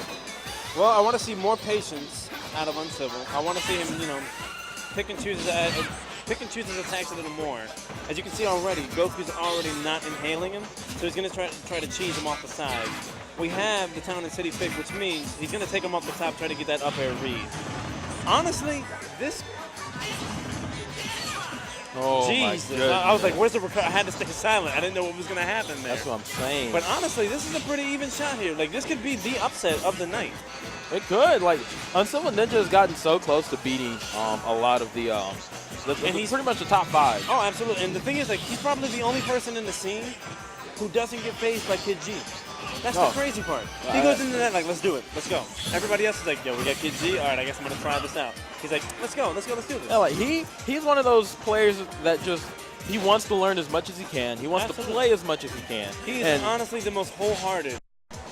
I would agree. Yeah. Like the man, like eager to learn. Even when he takes his losses in stride, the man has the biggest heart for Smash. It's great. I love to see that kind of thing. And even still, like, as you can see the way he's playing, he's making Goku move. And if you make Goku move, you know you're doing something. You're pressuring the man. Oh, he went for that roll read. Goku's trying to get in his head, man. Goku's trying to go to win his finals already. Goku's like, I may be playing Kirby, but I got the reads of a Ganon player. Don't worry. That's exactly it. Now it just seems like Uncivil Ninja's just struggling with hits. Just struggling getting in. That's what it is. He's got to get low to him. He's got to understand, like, he needs to throw out more and then mix up his tomahawks with his landing hitboxes just to see what happens there. Like, 'cause the trumps are really getting to him where, like, he wants to hang out on the ledge and kind of, like, catch his thoughts. And Goku's just not relenting. Goku's all, in his face the entire time. But as I say that now, Shield Monado, like, he's going to have to put some heavy damage on him because he's not dying until at least 5 million. Yeah, Shield, you can't let that frustrate you, especially with, like, a lot of attacks that you know would kill. You just have to do your damage output, get that extra damage, That's it. call it a day. Combo food. Yeah, once they go in the jump, you just got to read something. Yep. Wait for the landing. And we're on Town and City, so, like, yeah, so he's gonna be going back and forth between shield and jump. Jump to be evasive, shield so that he can actually approach without the fear of dying. Of course. That was good from Goku. He knew he didn't want to grab ledge. Yeah, he knew he didn't want to grab the ledge. Uncivil's going for that just to see, okay, he knows that I'm not going to try to grab the ledge. Let me see if he's going to go for that inhale again just to catch him with the hitbox there. Goku just happened to have the extra read on it. Let's see if Uncivil Ninja can keep this lead that Goku's building to a minimum. Because I know Goku with a lead, that's just a dangerous thing. Goku with the lead, we'll see you next episode. Yeah, like, he will time you out if he feels like it. Oh. Ooh, okay. It's almost like the way Goku moves, he likes to just play with your emotions. Oh, no. he wants to frustrate you. Oh, He yeah, wants like- to pick your brain. Like, he wants to tilt you. He wants to just throw out those moves that, like, I don't want to be combo food. I don't want to be another Twitter clip. Yeah, like And Goku's like, bet. Let me make that happen. Let me make that happen real quick. he's such a neutral-based player. Like, it is ridiculous. Neutral is king, though. Oh my gosh. I respect the attempt there. Goku on civil notes, he needs to go for that. I was about to say where them techs at, but then I saw it was uncheckable, so I was like, you dodged the bullet right That's there, it. man. Oh no, he still had his jump. Nice. I just want to see. I want to see where Uncivil will take this. If he brings this back, like, oh boy. And making a comeback on Goku is one of the hardest things to do. Because not only do you have to deal with patience, but you actually have to put out the damage there. And he's ready. He's ready to end it. That's it. I think it's And up smash. Yep. No, Up throw. if that was on the platform, that would have killed. That's what he was hoping for. The dip there just happened to not move in his favor. So will Shulk die to up smash at this percentage? Or to up throw, with I mean? shield? Not in shield mode. Right now, yes. Valiant effort. Valiant effort. No, I like it. Right now, yes. In shield, no. Right. Well, no, that was a good showing from Uncivil. Forcing yeah. Goku to switch off of Diddy. That's it. Don't let him free you up with Diddy. Don't let it happen. Goku looking over like, He's like, I heard you were talking some mess. Heard you were talking that mess. Hey, man, but how do you feel about this tournament so far? I mean, you know my thoughts. I mean, I know your thoughts, but the other Overall, thoughts. the level of production here, kudos, definite big thanks and everything to FGCU and E-Games coming out here. The setups look nice. Player cams are great. This couch, like, This couch is nice. can we get this every week? This is comfy, man. Overall, though, like the production is great. I do enjoy You that. see my Twitter? He put, it's your boy Zeus. Boy, Isn't it two yep, eyes? it's your boy _ Zeus. There's two eyes, right? When Yeah, there's two eyes, man. That's right. What we doing? No, I'm kidding. I'm just giving him a hard time. Honestly, the fact that our Twitters are even up here, hey, we're famous now. We made Right? it. Look, mama, I made it. Nah, it's your boy _ Zeus with two eyes. What he's trying to say is put his Twitter name also as Shy Guy Biggums. Without the it's. Without the And let me it's. get both of those followers. Me?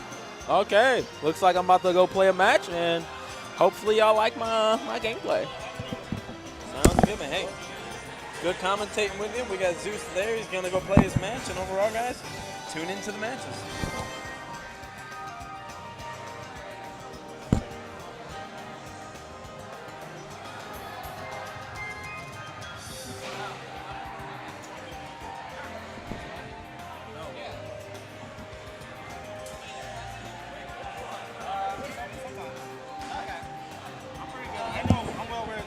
Right, okay.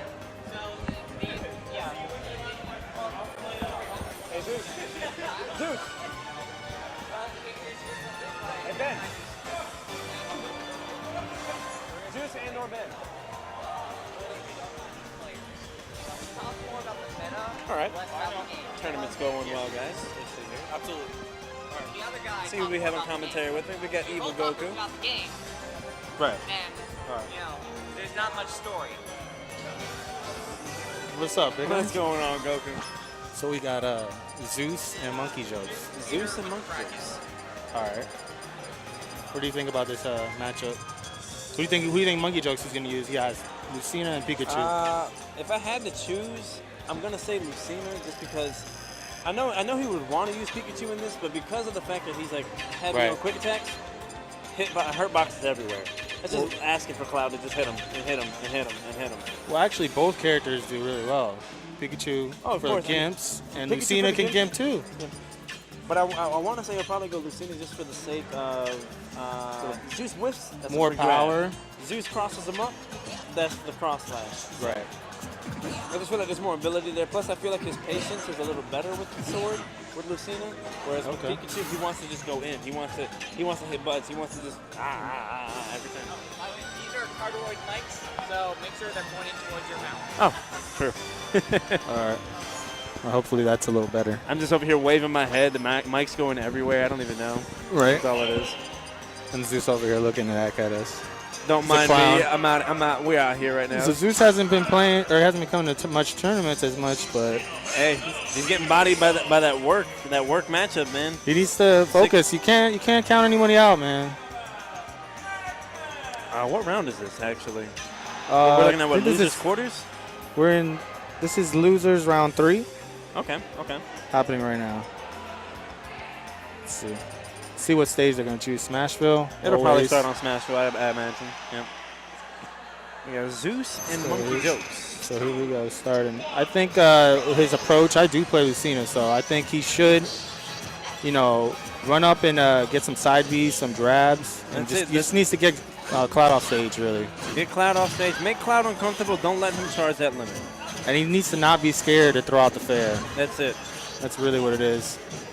But he also needs to respect Cloud and get right there. Like right there, he couldn't be on top of Cloud. You have to be going toward the ledge every single Every time. time. Because he will shark you. There's nothing you can do. Any character, I suggest just, going back. Don't fight your way down because most of the time you're going to lose. That's exactly it. With your Clouds, with your Bayonettas, with anybody that has the hitboxes and the frame data to do it, you want to get to that ledge, force him to overextend off stage, and if you can, take advantage there. But get back to the ledge. Ledge is king. That's all it is. And he needs to get off that platform. You see how Zeus is just like comfortable with doing the up airs on his shield, bringing his shield low. He needs to be aware that his shield is low, and he needs to go recoup that shield, or else that's free hits. That's free hits. Free whatever he wants to do with limit. This could be a moment right here. Oh, he missed the edge guard. So in that situation, though, like if you're trying to edge guard Cloud and he's got limit, like what's your best option? Do you challenge him off stage? Do you wait for him to try to grab ledge? Well, let's see what he's going to do right here. So he could counter this. He could have countered that that up B, Right. and he would have definitely got it. But I don't know if because he's he well expends- aware of it. He expends limit there, goes for the counter, knocks him off. What's the chance of him coming back? Because he used his jump already, right? Yeah, that was a great read right there by Jokes. So Zeus is just looking for probably a couple up airs, a couple overextensions right now. That's it. Overextension and some free damage. He's got nothing to really worry about right now. Right now, Zeus is very comfortable to the point where he will go for some air dodge reads, probably some janky stuff. Oh, yeah. He's not afraid to try it. And that Okay. is a great guaranteed kill option right there. Very laggy, but if it does land the nair, Right. it's That's what I was guaranteed wondering. Was F that the nair or was that the fair that he went into the force match? it was a side B to the nair to the F smash. Gotcha. So what do you think Jokes has to do right now to maybe bring this back? He's got to force. He's got to force Zeus. Force Zeus to move. Force Zeus to He's got to be a little more ambiguous with his movement. Don't roll in. Right, you see right there, that's what I'm talking about. For Zeus, he has nothing to lose by just trying to get the roll read. That's exactly it. And Just be honestly patience. The patience in there would have probably dictated more than that. right, holding the ledge a little longer would definitely brought more of a Because even if you hold it, let's say you hold it to your invincibility wears out, the worst that can happen is either he down tilts onto the ledge or he throws out limit blade beam. Right. You can see the blade beam coming. I don't know if he is trying to switch to Pikachu. I think he is thinking about it. He's thinking about it. We'll see what happens, but I don't see the switch happening. The only thing with Pikachu is it's better. He's probably better at gimping. Right. See, this is a crossroad right for him. If he loses the next game, he might be like, oh, I should have went Pikachu. Like that's what's going on in his mind right now. Right. But then it's always like if you have two characters or more, it's actually a lot more difficult because you wanna switch. You're debating in your mind, should I switch? Should I stay? Like, was it a character thing? Was it a neutral thing? And then afterwards, you're thinking about it later, like, man, should have went Pikachu or I should have stayed. No matter what, it's gonna be like I should have blank. Right. So let's see what stage he's gonna take. Hey, we got the FD Wiley Castle. Okay, good music. Your favorite stage. It's a good stage. All right, here we go. We're gonna get started. Right there, he got the grab. He should have did a down throw. Get a little couple down throw up air. Down throw, up air, and up I air. think he might need more grabs against. That's what I'm thinking too. against Like, literally, Zeus. wait for Zeus to throw out a hitbox. Wait to see what Zeus wants to do. Punish him with that grab. That grab is too good. That's great cross slash by Zeus.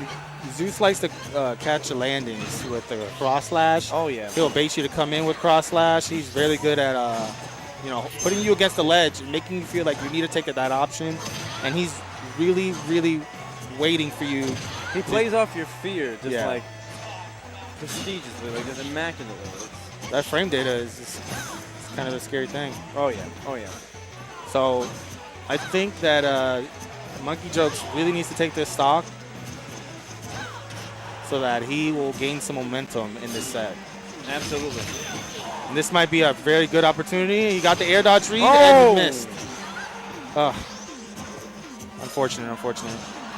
Very, very I wanted to questionable see it there. counter. He had the up B there. He tried to punish the climb hazard, but See what Monkey Jokes did at that right side? He had the air dodge read and he was going to back air, but he was too far into the stage. He needs to be more aggressive off stage versus Cloud. Right. There's not much Cloud's going to do out there except air dodge or try to challenge his way back. Right. And that's the only thing you got to worry about. if he throws out an option, he can't do anything. Right. He's stuck in that option. So, most of the time, you're good to go out there and try it. That was a great read. Oh, We got some heat. We got some heat over here. All right. some Cloud hate. That was all right. Sometimes I really love Monkey Jokes in real life when he's just like, I'm going to get that read on you, and this is how I feel about you. Oh, no. But that was unfortunate. yeah. I guess some heat between these players. Yeah. At the end of the day, it's all love, but we know in the game itself, God, do we hate some of the things that happens. I'm going to report this match real quick.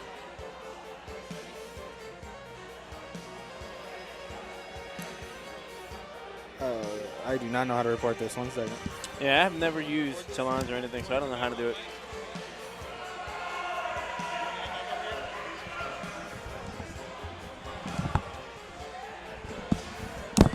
Hey, Taylor, are you guys streaming? What channel are you guys on? FGCU eSports?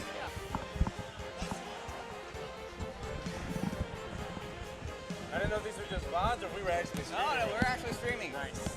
So the side commentary actually makes sense. I'm okay with that. No, we're actually streaming, bud. All right. No, it's great.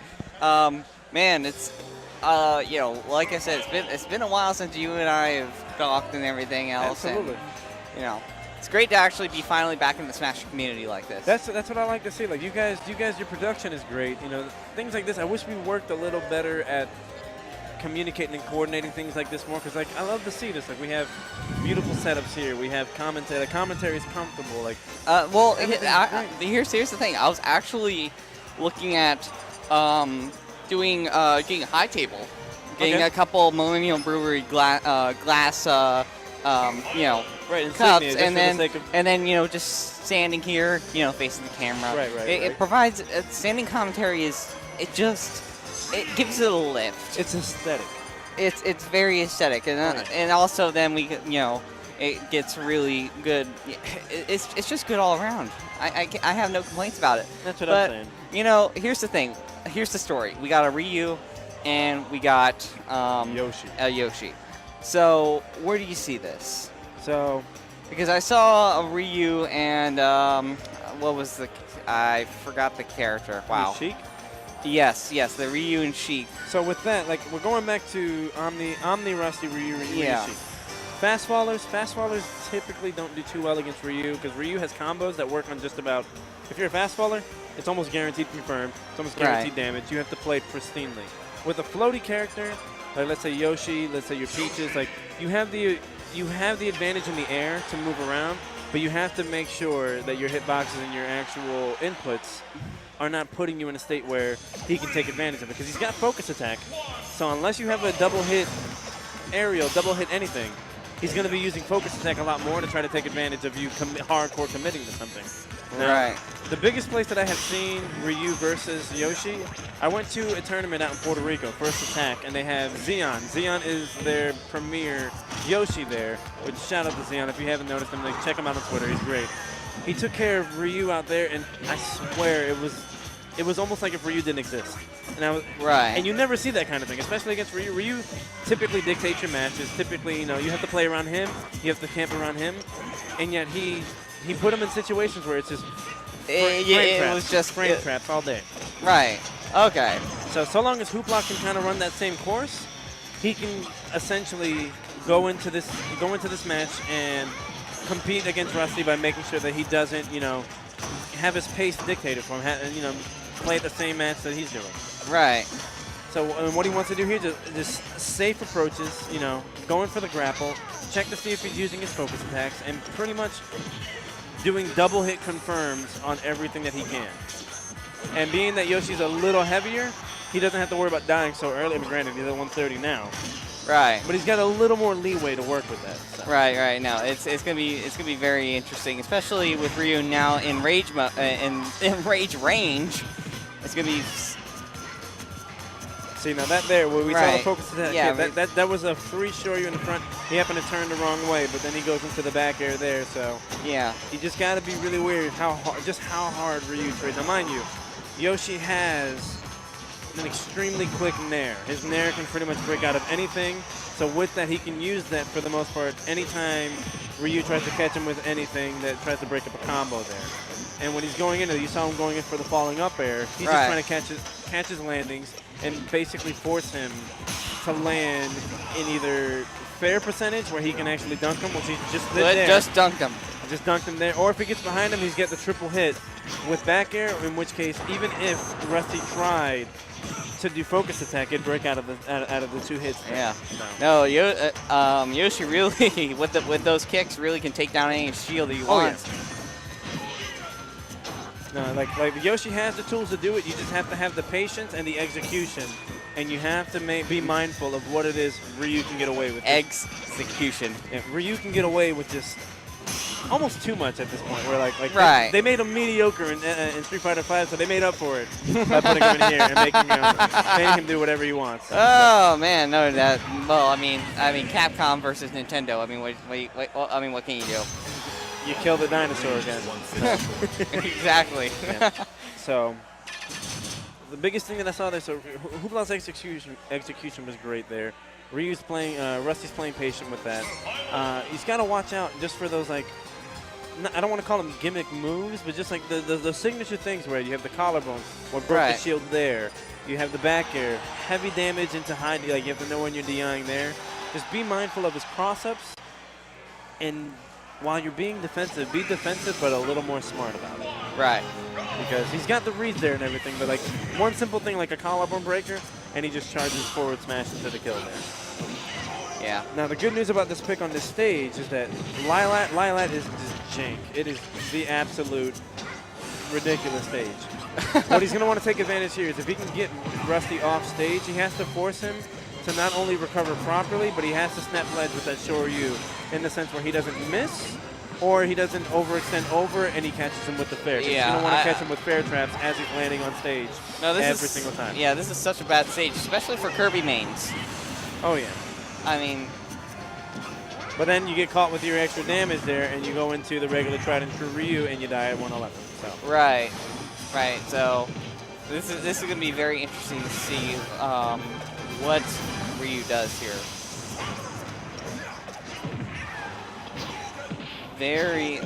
Okay. Keep him off the ledge. I honestly thought that his jump was gone. I thought that was going to be the end of the game. Yeah, no, I thought that was going to be the end of the game too. Well, there's that. There it is anyways. Yep. I didn't even see half the damage that happened. I'm over here talking and all of a sudden boom. Yeah. No, Rusty with the 2-0. That it's tough. It's really tough to fight him because even when you think you have the advantage on him, he just pulls out a string on you, and then I don't know. You're like, well, I guess I'll die. So, but yeah, no kidding. Well, Rusty goes on to loser semifinals. Shout out to Hoopla. Great play. Very good play. Took out our number 3 in winners today, and Zeus. Great performance against Dash. He's finishing what, at 7th now, 5th? From losers quarters. Hoopla. Oh, so he's finishing at 5th. So shout out to Hoopla today. No, definitely. Great performance there. As a transitioned Yoshi player, I went from Yoshi to Diddy because top tiers. You got to take them. And Right. it is what it is. But I can respect the valiant effort there. I got to say, you know, definitely congrats to him. Like, he did very well today. Nothing short on his performance at all. Right, no, definitely. Now, I know you're going up against Duda Dash here very soon. I'm out. Oh, wait, you are? Wait. Oh, you're on Civil Ninja, not Evil Goku. Wow. No, you're Big Ums. Crap. Oh, my God. I was going to say, if I'm still in the tournament, give me a third shot. I do not mind. But, yeah, no. I've been done for quite some time now. Oh, crap. So, what, are we going into winners finals right now? I think so. We've got Evil Goku and Duda Dash, which... Yeah, that's winners finals. Okay. I was about to say, I was like, hey, I will go and play right now if you need me to. Absolutely. Oh, my goodness. Well, here's the bracket right now. So we got this match right here, Evil Goku and Duda Dash. Now, on Civil Ninja and Zeus, where do you see that? That's going to be a toss-up there because Shulk is strange, and you have to fight him patient. And even as Cloud, like, Cloud has the tools to do it, but Shulk can just pull out those like intricacies there. Where like if you just almost in the same sense as Kirby, almost in the same sense as Goku. If you miss one thing, right, you find yourself in a tough like between a rock and a hard place. You end up dying. Yeah, because he's Zeus's Cloud, right? Right. Okay. Yeah, Cloud is very interesting of a character, especially with the controversy of being the needing of the nerf. Oh yeah, no, like he's all powerful. I mean, granted. I'll take him in singles there, but if you put Cloud in doubles, it's like invincible. You can't touch him. He kills you at 60, and it's nothing there. But Cloud's a tough character there, but like the intricacy of Shulk there is that like Uncivil Ninja's knowledge on Shulk makes it to where those advantages that Cloud has, he makes them even. He makes it seem like you're approaching the same game and doing the same thing. Like it's just top read heavy character, top everything going there. Like it's phenomenal. Yeah, we're on Lilat again. We're starting out Lilat? Yep. Oh, boy, here we go. Oh. But the good news is that we get to start off with the king. Right. So Evil Goku and Diddy. Oh, yeah. And Evil Goku going Ganon.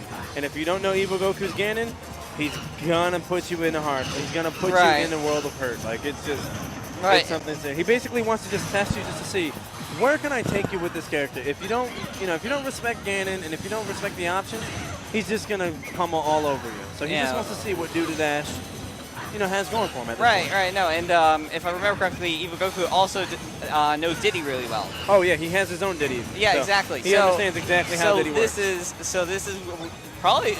really gonna be in his favor unless Duda can really pull anything on Ganon. I mean, so long as Duda Dash can just play to the character, you have to play to the weaknesses of Ganon. You have to bait him out. You have to force him into options. Yeah. You don't want to approach mindlessly. You don't want to let him take advantage of how big and how hard he is. Yeah, his obvious disadvantage is, of course, his speed. Oh yeah. So, with Diddy being a very fast character, well. I mean, what ended up happening there, he ended up re-grabbing ledge. Goku knew exactly what to do. He's going to punish you with a dunk. With the dunk there every time. So that's exactly what it is. It's that was, we all saw that coming. You expect Ganon to just kind of like throw out mindless stuff, kind of play more along the lines of Captain Falcon. But the good news, or the trick to Lilat here, and the reason why, you would probably see it go here, Duda Dash goes to Lilat, for the sake of it's a very great Diddy stage. On the other hand, with Ganon has the lowest level of hang on the ledge there, so it's extremely difficult to actually punish Ganon on the ledge because of how low he hangs. So should we get a fire started because that camp there was. I'm gonna tell you right now, you're gonna want to just get your marshmallows roasted. Yeah. We're in for the long haul. Yeah, here. Get your s'mores, folks. We're in for the long haul here. Like Goku will take advantage of time. Goku is the most patient. Like, oh yeah, especially with the clock. I haven't seen the clock that low in a long time. Best believe, like if Goku has time against his side and he's got a stock advantage, he will force you to approach him. He will force your options. Do you think he'll time out the match? It all depends. If he doesn't take a stock and he keeps him at 2 stocks, Goku has no need to kill him. And I mean, as we already see, Diddy Kong's already at 70%. He can die at 86, at 90% to Ganon if he does something extreme. Whoa! I'm gonna have. I need a minute. What was that? What was that? I don't know what that is. I didn't know. I do not know what that was. What the? Punta Gorda, Port Charlotte. Whose man's is this? Come What? get your boy, please. Like, That was. Gannon's off stage. Diddy's trying to recover. Let me just throw the dunk out there. Why don't I? Let me just go ahead and do that. Like I said, Oh. you have to respect Gannon. Like, it's just, oh my God. Like, Oh man. we're going into game 2 here. We have Town and City, lower ceiling, more level to play with. Right. No. He needs more space there. That's all it is. But Yeah, but here's the thing. This is gonna play less into Diddy's advantage because he needs the air. He really works well in the air. oh yeah, I mean So- he's got fair. The fair is pretty much like a feat. As his feet are swords. His feet are swords. That's all it is. Yeah, exactly. But the thing is, like, you see Goku playing patient. You see him backing away. He's waiting for the monkey flips. He's waiting for the fairs. He wants you to throw a banana, but he also wants you to underestimate that when he throws out that up smash there, he's going to auto cancel into forward tilt. Like, Right. it's going to happen every time. So he's just going to wait for you to throw out an option. Right. No, definitely. Like, the best way you can go about actually going into killing Ganon is, like, you can't play a game of finesse. You can't try to style. You have to play as meticulous, but also just like as stagnant and campy as possible. You have to frustrate Goku. And the name of the game is frustrating Goku is he's Mary McCheese. Right. The guy will cheese you. The guy will sit there and wait. He will wait 3 minutes in if he has to. He will not hit you. He will wait and see what you have to do for him. Yeah. No, he's gonna try to get that opening just Oh, to, yeah. just to punish you. Absolutely. And right now, Diddy's trying to play the aerial game here, and it's not gonna. Whoa. Okay. That changes things up just a little bit. You saw the regrab there. Right. He's expecting. He wants to see what Duda Dash is going to do as far as punishing Is that him at through his the leg. stage? Oh, yeah. So the hitboxes there are huge. His hitboxes are massive. So that's why he does that there. And then at that last hit there, so. And if you see there, too, Ganon's up air is just immense. He's waiting for what he can do there, and then he goes into the forward tilt. Forward and tilt's then probably boom. one of his quickest attacks that he can pull out Yep. there. So. Right there, and then boom. All right. So we've got percentage advantage on Duda Dash's side there with Diddy, but I wouldn't count out Goku anytime, like at all No, whatsoever. never. Because Percentage here doesn't matter. like while Diddy can, oh my goodness, and then what you want to Oh. do there, like if Goku notices that you're not teching that there, he's gonna take advantage of you sitting there okay. every time.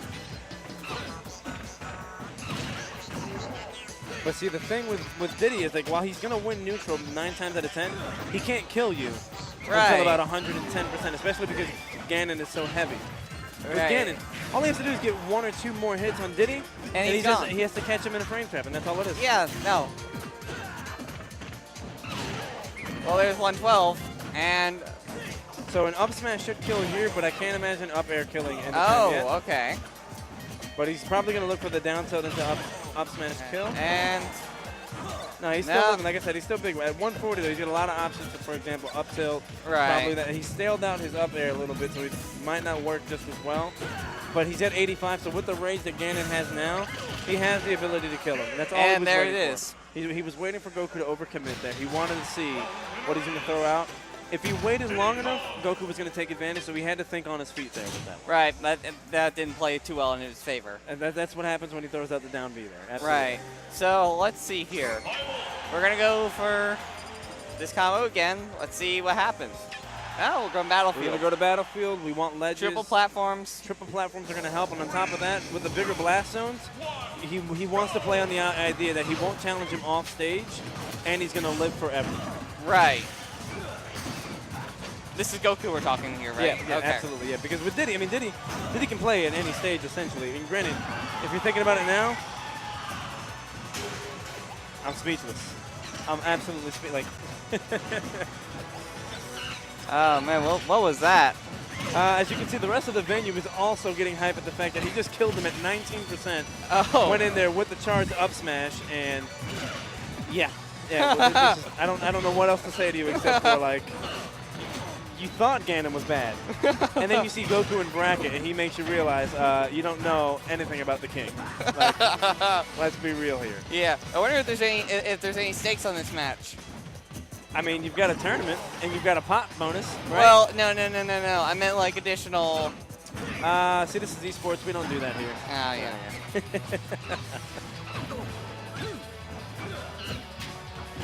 But this also holds true to whoever wins this is sitting pretty in grands.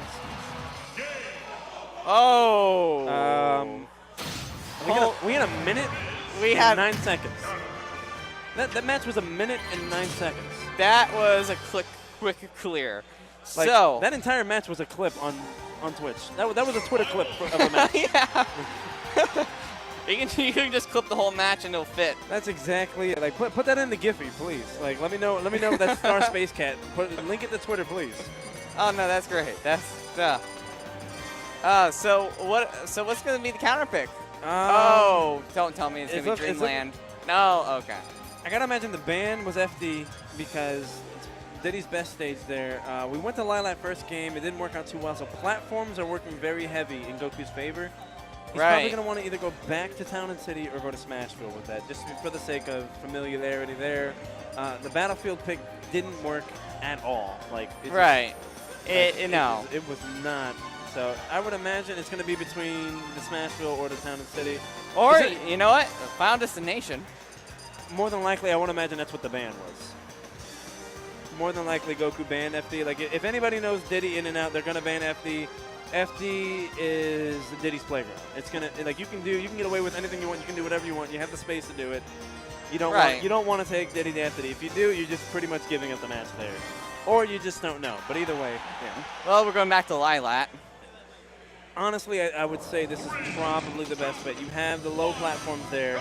You know that Goku's going to want to take advantage of those platforms, and he's going to want to space with Fair and Peanuts with this. Right. So what needs to happen here is Diddy needs to play really, really well. He has to put a little more focus on the banana, but also like just play mindful. So explain to me this banana mechanic here real quick. All right, so banana, if Diddy is holding banana and you throw out a hitbox on the shield, you can punish pretty much anything on shield with banana because it's frame 6 and frame 3, and it's pretty much plus on anybody's shield except for maybe Fox, Mario, and anybody else that has like a frame 2 or frame 3 attack that can come out of it. So okay. You want to utilize banana more. You want to use it for traps. You want to throw it at the shield. If you put shield stun into it, you can auto cancel into down tilt. You can pretty much force your opponent into whatever you want to do between a grab, between a tilt, and everything there. But to be able to do that, you don't want to get suffocated, and you want to make sure your spacing is right. Because if you're not spacing properly against somebody who hits as heavy as Ganon, or if you're not spacing it properly, then he's going to come at you. But as you saw there, so he's just playing regular neutral, playing the banana, and he's playing to Diddy's advantage, and he's not even playing against Goku at this point. He's just playing towards the weaknesses of Ganon. Right. And because if you play against Goku, you're going to lose. Well, because Goku's got reads. Goku knows with this character what he's expected to do with it. So you have to play to the mindfulness of what is it that Ganon can't do, and how can I exploit Ganon's weaknesses. Right. And that's how he has to take advantage. Biggest thing play is the neutral. Yeah. Keep going with it. Get your stray hits, run away. Once you get into kill percentage, that's when you want to get your setups to actually get him off. And get him off stage. If you can, he's got 2 setups there, but if you're at the stock advantage, he's not going to Ganon but you. Don't forget too, this is Goku's Ganondorf, and if you get him off stage, he has a really good chance of dunking you. He can, but yeah, it depends on, again, percentage lead, stock lead. Right. And he's not going to side B you off stage, because if he kills you, he dies as well. And he's already got a stock advantage on him. Right. So he's going to want to keep him at the ledge. Ledge trap him as much as possible. And just essentially just play safe neutral, and he's got him at 150. Now he just has to force him into a situation with whatever he can kill him, which is up tilt. Up tilt there against Ganon, kills, especially at 104 percentage for rage there, kills at about 120, 130, and going into that too, because he's at 150, he has to watch out for that kind of a hitbox. Right, no, definitely. Especially when you're ledge camping, that you almost have to walk. Unfortunately, you have to walk right into that. Absolutely. So he was just waiting right there. So let's see here. Goku with counter pick. He goes back to Battlefield. Yeah, Easy pick. easy pick. Because he's gonna ban Town and City because of the lower ceiling. Doesn't Right. want to die too early, so he's gonna go back to Battlefield. And with the trip flaps. Whoa, we're pausing here. I think it might have been DSR. So what might have happened here would be DSR in the last hit, which means what DSR means is the last one that he won on. If he calls DSR, he can't. Are you trying to do DSR? DSR means he can't go back to the last stage he won on. Oh. So. Okay. So we are doing DSRs, which means Town and City. Yep. So with the ban there, I'd imagine that the DSR was Battlefield. The ban is probably. Honestly, I don't know what the ban. I would imagine he would have banned Town and City. You know, I would imagine ban Final. Well, Final Destination was obvious, but regardless. But it's Goku's pick, and Goku won't go Final Destination against Diddy just because he wants the platforms there. Because he wants the platforms. Because without the platforms, that's Diddy's playground. Oh yeah. Oh yeah. Especially with him jumping up in the air. I'm surprised that, you know, especially with the variations of this stage, you know, with the movement, it provides those no platform situations where Dash can really capitalize on that. But well, we have yet to see that just because he just Goku just took a stock. Right. So with that, what you saw there was the back air. He had his back towards him, and he spaced it correctly. Where what it looked like Dash was expecting was either forward smash there, basically punishing the normal get-up. He goes for the jump there. Goku has plenty of time to go for that back air, and that's what resulted in taking of the stock. Right. Okay, with the grab. Oh, and my then, goodness. Wow. You got to tech those. Like if that's a good tech. If you don't tech the side B there, it's basically free damage. And Dash is dead. That's the dictation of the match there. And the crowd goes crazy for that one. Pretty much like what you have to do, especially if you're playing a Ganondorf of this caliber, you have to tech your side Bs. Yeah, you have. If you don't tech them, it's just asking for him to hold out the up smash, hold out down smash, and he got banana on top of that, so it's literally wait to see what he does. Throw that banana. Throw that banana, punish into down smash, punish into whatever he wants. Like, yeah, punish him then. You have to tech that. Like it's just. It's a tough situation because it's a tough tech to make, but that's the one thing of Ganon where, like, if you can get a hold of that, that's when you can utilize taking advantage of the one thing that Ganon has against you to put you in disadvantage. And then side B and out. Absolutely. So good matches there, though. Absolutely Very good stuff to good stuff to Evil Goku sitting in grand finals on winner side. So yeah, no, that's gonna be great. And so let's do a quick little update on the. Well, we'll wait for the graphics to update and then we'll update the bracket, but. Okay, yeah. So we are going to, if I can get that bracket updated, that would be absolutely phenomenal. But right now we got Evil Goku. No, sorry. What is this matchup? Okay, I see Zeus. So Zeus and Uncivil Ninja losers quarterfinals. So, Zeus and Evil Goku, both Southwest Florida locals. Very, very big stuff. But, so right now, what's going on is, so we're playing the Zeus and Rusty match. Dash went into losers, so whoever that goes to this goes against Diddy. And really, that's what's at stake here. Who goes up against Diddy? All right, so we are Smashville.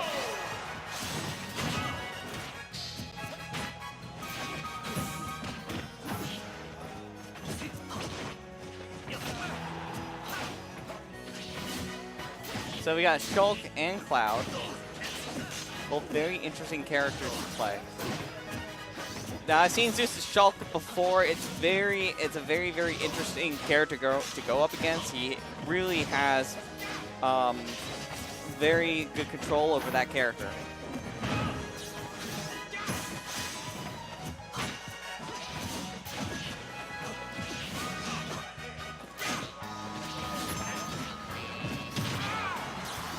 That side smash.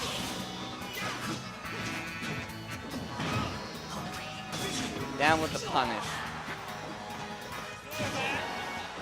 Trying to keep him off the stage.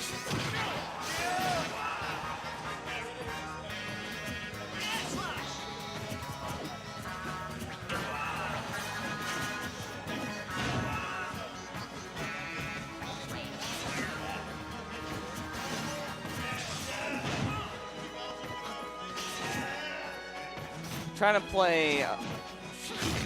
So Uncivil Ninja here is trying to play off the stage. However, going up against Cloud is very difficult to do. Both are sword characters, both are DLC.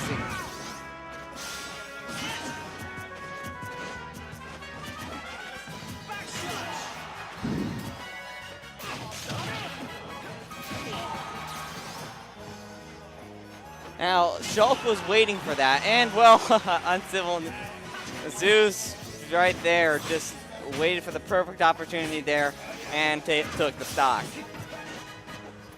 Coming back now. There goes stock off Zeus.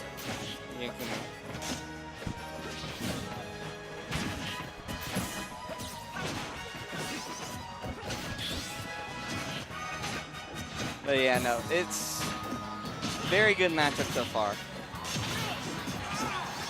Okay. So we got Cloud versus Shulk here. Cloud with a little bit of percentage on him. Shulk with the advantage. yeah, no, it was very interesting. So they both took off stock. Both of them were ledge cases. Oh yeah. So no, that's the only real way to be able to play them. Well, the biggest thing here is that Shulk has, especially with his jump Monado art there, he's got jump Monado. It's going to make his recovery extremely advantageous there, where he wants to take advantage of Zeus's Cloud, and with Cloud there, you can't recover that well unless you have limit. So if you get him off stage, that's where Cloud is at his worst. That's where he has to figure out, okay, what do I need to do? Do I need to go in there with a down air? Do I need to go in there with a nair? How do I approach this without getting gimped, without getting hit, without losing my jump? Right. And so that's what Uncivil Ninja is going to want to essentially base his gameplay off of, where he knows he won't have the neutral advantage on stage because Cloud has auto cancels. Cloud has the bigger sword. Cloud can outbox him essentially all day on stage. So what he's going to want to try to do is use that speed art, use jump art, and take advantage of how bad it is for him to get back to stage and just try to push his way off the stage every single time. And once he does that there, that's what makes the matchup a little more doable, in the sense that while he wants to play off stage, Cloud wants to play on stage. It's just a matter of who's going to get where, who's going to get that grab, who's going to get that straight hit. So that's why we're going to see more speed art coming out of Shulk there. He wants to make sure that he has the ability to keep up with all of the different things that Cloud can throw out, just for the sake of making sure that he keeps up with that. Right. So we're at Battlefield. Two sword players in Battlefield. What are you expecting here? Well, we'll see. We've got I expect a lot of sharking, a lot of up airs coming out of Cloud, a lot of nair, and a lot of reverse back air and raw back air coming out of Shulk. It's just a matter of who's going to be above who. Whoever's above who is essentially who's going to be losing. Yeah. So especially when you're dealing with two sword characters. Oh yeah. But of course, right there, the person below was actually the one that lost there. Zeus really getting on top of him and doing a really nice downbeat. Oh yeah, absolutely. And as we saw there, Uncivil's waiting for the air dodge, waiting for the option, and just to see if he can punish with that up air. That up air hits, and he kills. He's waiting right there too. He comes up too, waiting for the get up attack. It's one of two things. He's going to space it for the roll, or space it for the get up attack and trying to punish him with the forward smash. Right, and or the up smash. Sorry. And in those frames that you have, you have no control. Oh yeah, absolutely. It's just a matter of reaction at that point, and if you fall into it, that's on you, man. Yep. And as you see here, Shulk's and shield art, it's going to take him so much to die. He's at 130. You might as well count it as if it's 50 or 60%. His knockback's knocked down.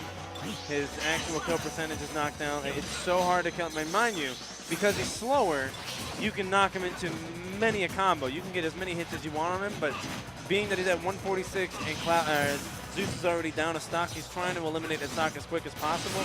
He's just trying to make it as frustrating as possible for Zeus, so that way he can kind of get in his head with that one.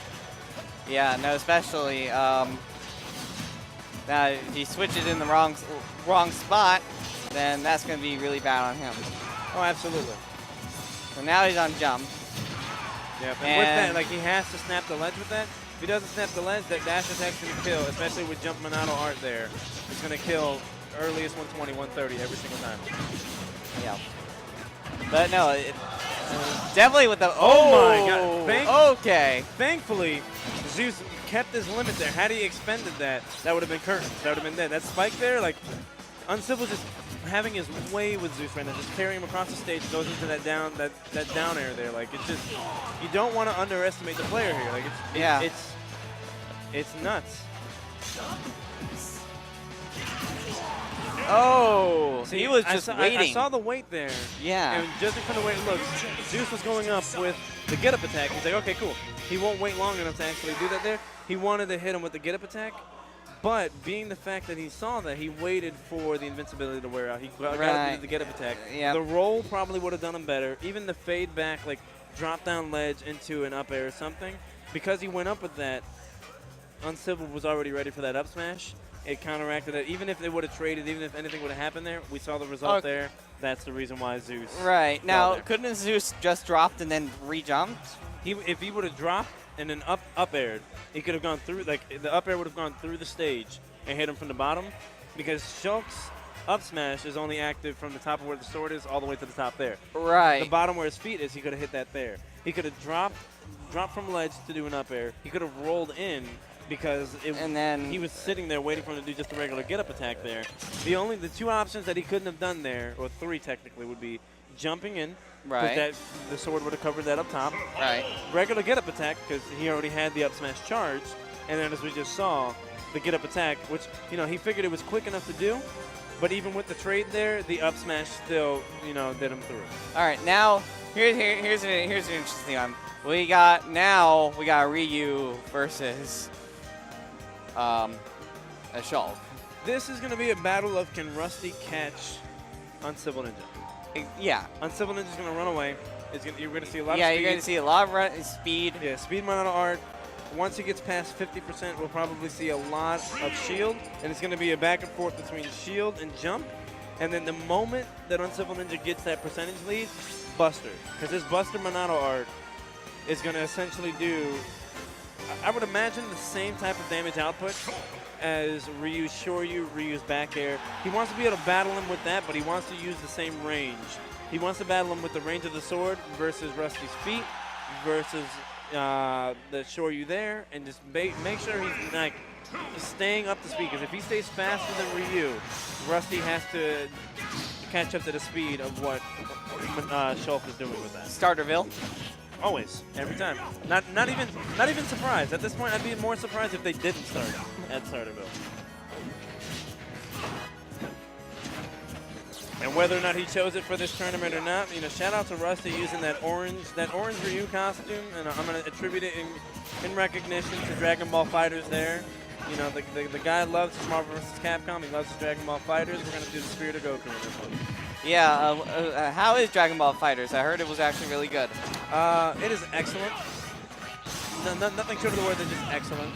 Like, is it sort of like the new popular thing for supposed Street Fighter? If we have the ability to talk about it there, we'll go from there. I mean, we've got Smash going on now, but yeah, absolutely, like the game is great. Yeah, but waiting right there, and then Rusty with the punish. Yeah, so he got the down tilt into Shoryu there, you saw. Yeah. Because he didn't die, as you saw, Uncivil went straight into shield. Now with the shield art, it lowers his knockback, and because of that, he won't die as quickly to the Shoryu. He's got a little more work to work with. So he's going to go into the jump. He's going to want to land with safe aerials and pretty much play around Ryu's range with the down tilt and the up tilt, so that way he doesn't get confirmed into the Shoryu. But that's what Ryu's looking for right now. He's not going to throw out anything unsafe. He's not going to throw out a collarbone. He's not going to throw out anything lingering, because if he does, he gets hit. Right, and then that's what happens right there. Now, with the aerial game, this is going to be, especially with people we're going to be playing off the ledge a little bit. Oh here. yeah, and you would want to see Rusty wants to trade with the aerials, but because of how big Shulk's sword is and how much it works, it's going to be difficult for him. Exactly. And there we go. We just took off the stock. That's it. Yep. So then he kept lingering with one of Shulk's attacks, and because of that, got punished with the Shoryu there. Right. So pretty even game right now. We got 3% on Ryu, but like I said, every time he hits an attack, it's like a minimum 11 to 15%, and I think that one was 16 on its own. It's almost like you don't want interaction with Ryu and you want to get in there, but you don't want to feel like you're playing too campy or you're playing, too safe. But at the same time, you get hit 3 times at 45 damage. You get hit 4 times, you're at 55%. Right. It's it's tough, but you have to stay away from him and figure out where your safe damage output is. See, as we saw there too, Uncivil's already trying to just end the match. He doesn't want anything to do with this. Goes in for the down air, trying to spike. Yeah, no, you have to end it quick with Ryu. That's exactly it. Like you have like a character like Ryu. Ryu is like if you took Lucario and you took Captain Falcon and took their early kill confirms and put those on steroids.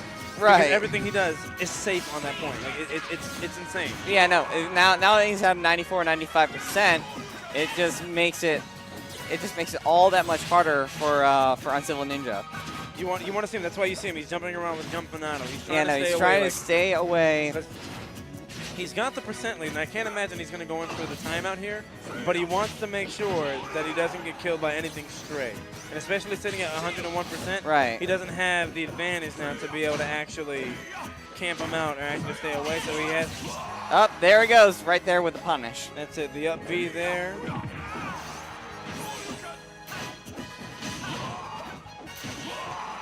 I'm surprised there that Uncivil didn't go in. And, oh, wow. See, what I was expecting there when he did that, when he did the forward air, I was expecting the weight of the air dodge into up air. That's a kill there.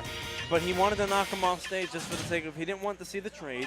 Obviously. Yeah, no, you don't want to see the trade. He goes off stage, so he has to recover, and he's going to recover low with that with the Shoryu going up there. Because Shulk has the ability to go off stage, go that low, and just literally wait, do an attack there, and even if it trades, Ryu can't get back. And right, no. I mean, yeah, he couldn't be able to get back to the stage anyways. Absolutely. And more than likely, I imagine that the ban here was Town and City. So and Rusty's not going to take him to Battlefield of Dreamland because of the fact that he's got ledge. a sword and he has the ability to shark there. He has the ability to do that. Like it's just with the triple platform. It's not a situation he wants to put himself in. His best bet here is going to be going into Smashville. He's got the platform there to mess with, and he's got a little bit of stage, and it's neutral all around him. So absolutely.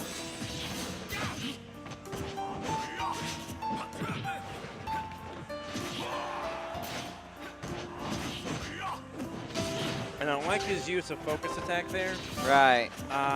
Shulk doesn't really have many multi-hit attacks. Actually, I don't know if he has any. I think maybe up smash, where it hits at the bottom and hits at the top again. So with that, he can take advantage of focus attack and just kind of wait to see what Shulk wants to do there, what Uncivil's trying to get done. Because even if he trades with the one attack, he just has to wait for his opening there. Yeah, and then right there we trade and they okay, so we're resetting the deck. We're going blow for blow here, man. It's heavy hits all day. If you're playing Ryu, if you're playing Shulk, if you're playing Rusty, you got to throw out those big hits every time. Right. Every single time. No, this is gonna be a really because loser semis, winner here goes to play Duda Dash. Okay. So. And honestly, both of these characters, both of these players, they are at the caliber and of the level to where they can handle that kind of a ditty. But as far as who would be more likely to do it, like it's gonna be a good time either way. Like it's just, I like to see where they go with this. Yeah.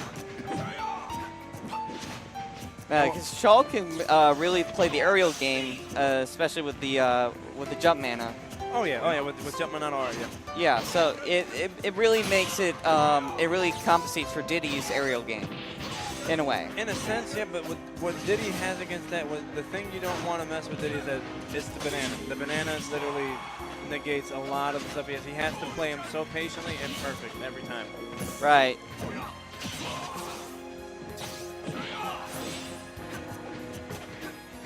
I'm glad he had that jump art there. He was able to jump out of the forward tilt. Nice SDI with that. I want to see how Rusty can take care, because you get the percentage lead. I want to see if he, if he can take it into advantage.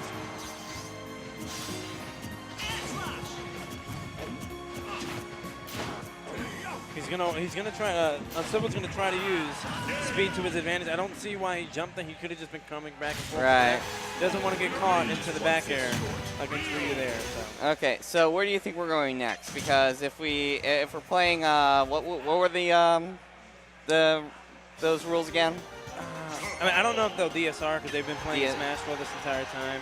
But I want to imagine that the ban is probably Battlefield. And if anything, Rusty he wants the pick to be Town and City.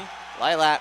But he's not going to ban Lilat because, well, for the most part, he can deal with the 3 platforms there. And for the most part, like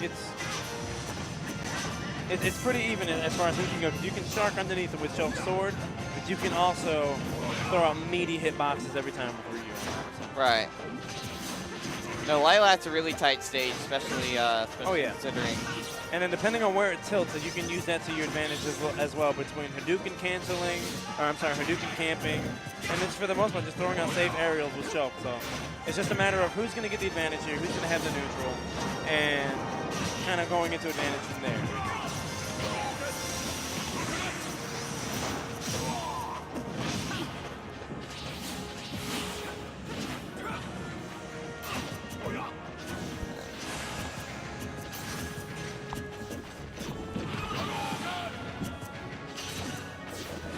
We just got some regular neutral interactions here. So Rusty has the percentage lead. I want to see where he takes him with it. I know if Shulk goes in the air and tries to attempt an aerial, he's going to want to trade with him. And then the moment he lands, he wants to catch that landing with either up tilt or down tilt, and to confirm into that Shoryu, of course, confirming into that stock and complete that there. So basically, he's going to want to keep that up. The patience is key here. You just want to make sure he doesn't get caught with anything as far as a hard read for Shulk. But Shulk's going to have to go into either something extremely ridiculous as far as a confirm into the stock, but he can't necessarily take it without either a smash attack or gimping him off stage. So basically, he's just going to want to bait and punish. He's going to go up to him, probably holding shield every time, just for the sake of see what Shulk wants to do with that, because everything that Shulk does is kind of telegraphed, and because of that, he can kind of just wait on to see what the interaction is going to be. So mind you, he had the down throw there, but the percentage being the case, that's the reason why he was taken off the side. We have the 44% lead there. We're going to see what Rusty decides to do with it, just to see if he stays patient. He's going to try going after him in the air, basically playing off of what Uncivil Ninja is going to react to in regards to keeping this level. Right. Because Uncivil Ninja wants to close this gap on the 78%. Any more percent, and he's going to have to stay in shield art. He's going to have to jump away with jump art, and he already knows he's in death percentage with this 84. So he's going to want to just chip and run every time. But because in the case if you see that happen, it's just a matter of he has to hit one down tilt, one up tilt, and so it's told itself. He goes right into Shoryu. So yeah, no. So now we are going up against the Judah Dash, and Rusty is going to be our next matchup. Oh, so really? Is it? I think I think so. Other than because Goku's sitting in Grands right now. Right, Goku's sitting in Grands, so Rusty's moving on to Judah Dash here so for Losers Finals already. All right. Yeah, no, it's really good. It's a really good match. It's a really good tournament.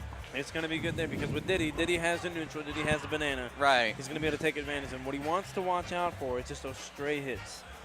You want to camp him out. You want to make sure that you're baiting and punish, you're spacing correctly. You want to make sure you give Ryu the idea that he's able to approach properly, but then you space him out properly.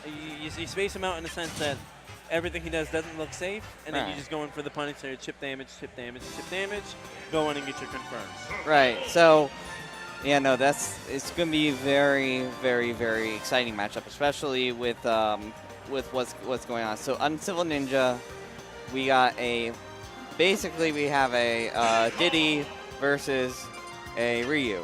Absolutely.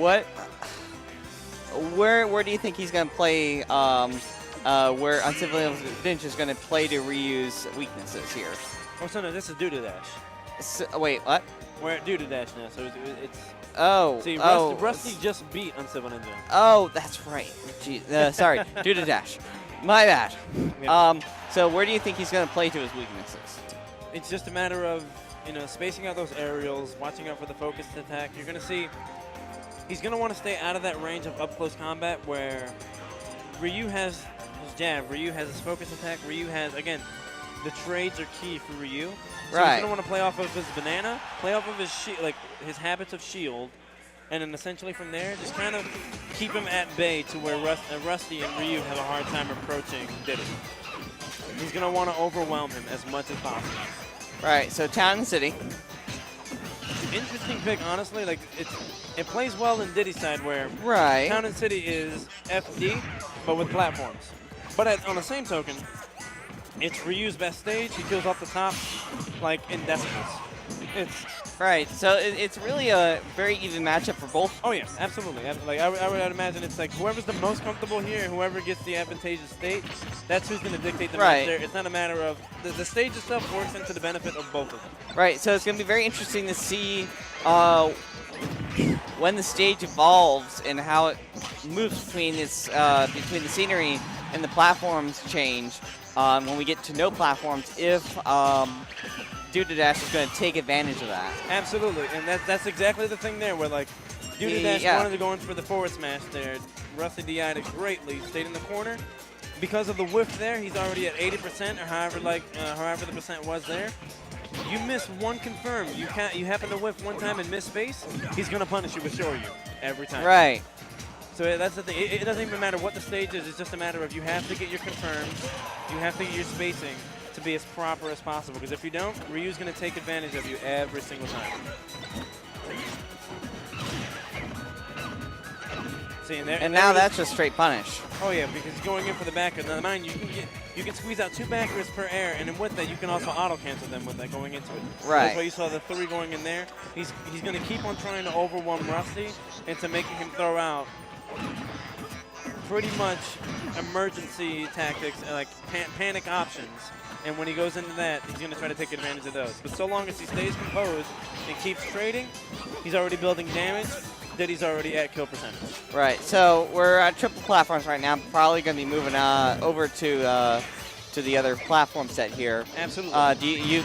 Right now, Ryu's at pretty much here at kill percentage. So it's going to be interesting if Diddy takes advantage of this right here. Absolutely.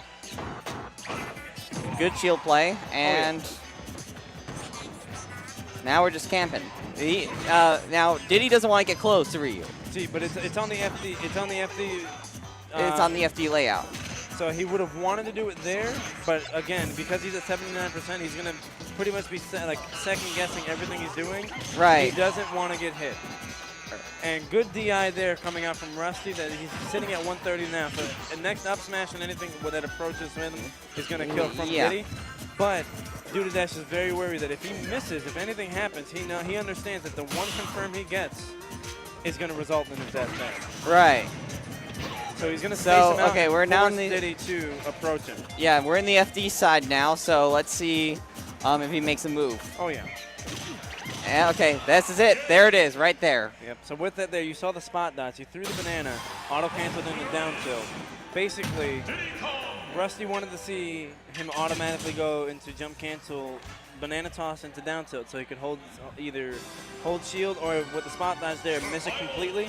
Had he missed, he was going to automatically go into the Shoryu. Right. But because he caught him with the down tilt there, that's why he got him with the the up smash and out. Like it's tough there to see that with Diddy because if you miss the banana, another option's coming there, and with that at that kind of a percentage, you know you're gonna die. Like and we're coming back to Town and City. Town and City will always be the choice there. I mean, granted, Smashville is always neutral as well, but Town and City's gonna play to both who wants to kill the quickest. Right. No, this is gonna be So same things to look out for when we get into that final destination segment. If Diddy's gonna make a move. Now we know that Ryu is already starting to get up there in percentage, so Oh, yeah. it's But so he won't have to worry Shoryu's- about much until about 113, 120, unless he's on the ledge, and even still, like he has to get caught into the down tilt and the forward smash. But judging from the last game that we saw, due to that trying to get some forward smashes done, he kept throwing out forward tilt. So right. you can definitely tell that like nerves are playing a factor in this. With that, like he knows what he's doing there, but he's just really second guessing what it is that the Ryu, like what Rusty's gonna throw out because. That F1 frame invincibility, like it really puts a toll on you. And wow, he just took that it. stock really quickly. Up throw into up throw into up air. Like it's especially at that kind of a percent. Like you either have to air dodge it or you have to throw out something that trays with it. Right. And Rusty couldn't do anything too much about the DI there. No, because he knows exactly where he's going. Like, even if you DI that, Diddy can follow you every time. Right. Yeah. So it's gonna be interesting to see here if Ryu takes a stock on Diddy. Oh yeah. If he can at this point. And judging from what we're seeing here, Dash is now noticing that Rusty's approaching more often with shield than not. So he's taking advantage of him with the command throw, with that monkey flip, and basically forcing him to get out of the habit of throwing at the shield so that he can actually punish it with something bigger. Yeah, so. And I like the use there of the focus attack 3 because even if you would have came up close to him, it hits through shield with that. So he would have tried to approach him holding shield and he still would have got hit. Right, no, definitely. And then now we're getting into right there. Strong okay. up tilt. That's yes, strong up tilt. And let me tell you, this guy's DI is immaculate. Like, oh man. Very good DI.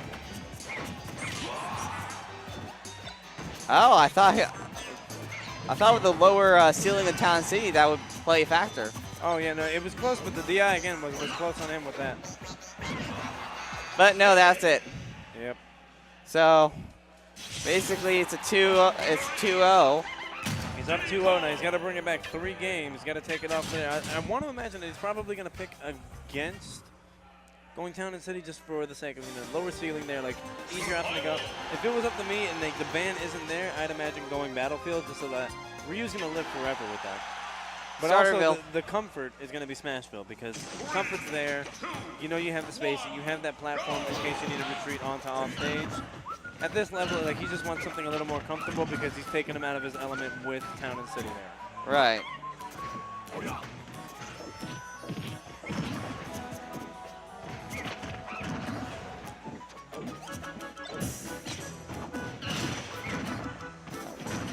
That up tilt and up there.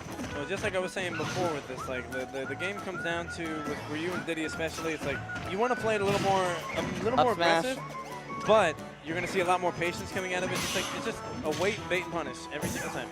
Yep. The up smash and the up air. It's a very powerful combo. Oh yeah. And it seems like the combo to be here at Ryu. We've seen him take stocks a couple times just by that combo alone. But oh yeah. No, And I want to see if Rusty is able to, get a bit of a better approach game in there just to see what happens.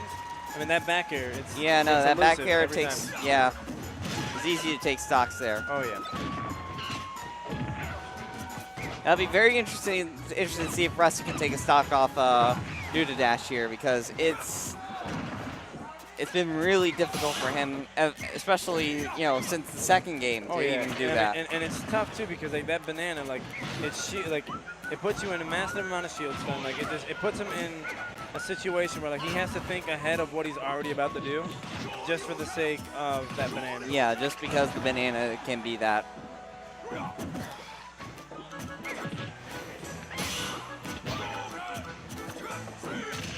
Now this is very good play. Oh yeah, and I'm surprised there too. Like he had the air dodge, and I'm surprised that the collarbone breaker didn't actually hit. But I think that's going to be no, we're still good living. DI. We're still living there.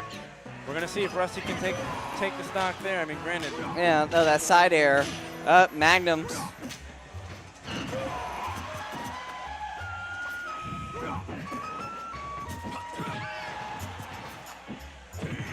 There we go. So now we've got the stock there. He's at 159.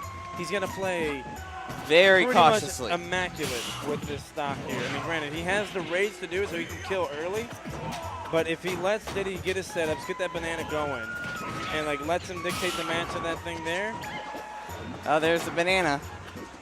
it doesn't. All Dirty Dash did there was just wait for that up tilt because he was throwing out the up smash, throwing out the up smash. Yeah, no, it made it a really easy, very easy kill for him. Oh yeah, so that was great. Great matches there and everything. But it's just a matter like, did he just overwhelms Ryu after a while, especially if you get the reads there, if you get what's going on with the other player, like it's a tough matchup there. Right. So, Duda Dash and Evil Goku. This is a rematch. We've got the rematch in winners finals. Grand finals. We see. Yeah. We got grand finals going on. Yeah, so this is a complete and total rematch. This is going to be a very interesting to see how this plays out. What? Are we starting it immediately, or can I wait a second? It can wait a second. I'm gonna be right back. I'm gonna grab a drink. All right. Yeah, so we have a rematch here. Evo Goku and Duda Dash. Essentially, we are facing a really good Diddy and a are these two Diddies?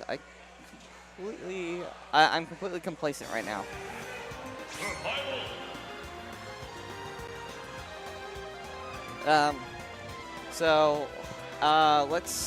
Gonna ask them to hold. Hey guys. Hey guys.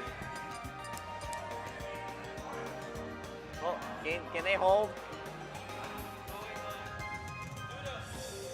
Duda, hey, hold.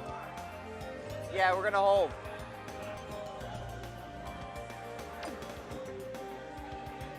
Yeah. So we're just waiting for Bigums to get back here. He went to go grab a quick drink. But yeah, no, we have a very, very interesting matchup. So we got a good Diddy, and I don't know what we have here, but because he hasn't selected it yet. But no.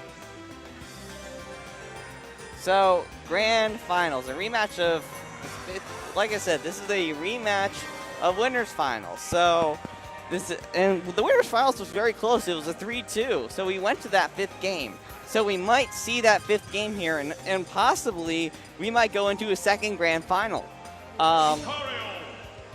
But, so it's good. So we might actually see a Lucario Diddy combo, unless he's trolling us. But yeah, no, that's gonna be a very interesting combo. Lucario and Diddy, I think it is. If you remember Frostbite 2017, you remember Zero, you remember Sue? If you don't know the Lucario matchup, Diddy's in it for a world of hurt. Right. Because you have to get your confirms on Lucario, and if you don't, and you let Lucario live, he kills you at like 30%, 40%. It's a tough Were they time. just trolling here? Hey, we're good. Yeah, they were just trolling. I know they probably wanted to start there, but they wanted to make sure that everything was good for Right. But, Well, that wasn't even the control track. Oh, yeah. No, that wasn't even. But yeah, with that, no, like Lucario does really well. Aura Sphere kind of negates Banana when it's thrown. Right. And even with that, it goes through it, so you have to be weary of shielding. You can't actually do anything with it. And you have to make sure that, like, if Lucario gets a grab on you and he has rage, you will die. Right. Easily. Like, I didn't know this stage was legal. So this is Omega Wily Castle. Of the Omegas that are allowed, it's Wily Castle, Suzaku Castle, and I believe there's one more as well that I can't remember. But this is essentially the same thing as FD.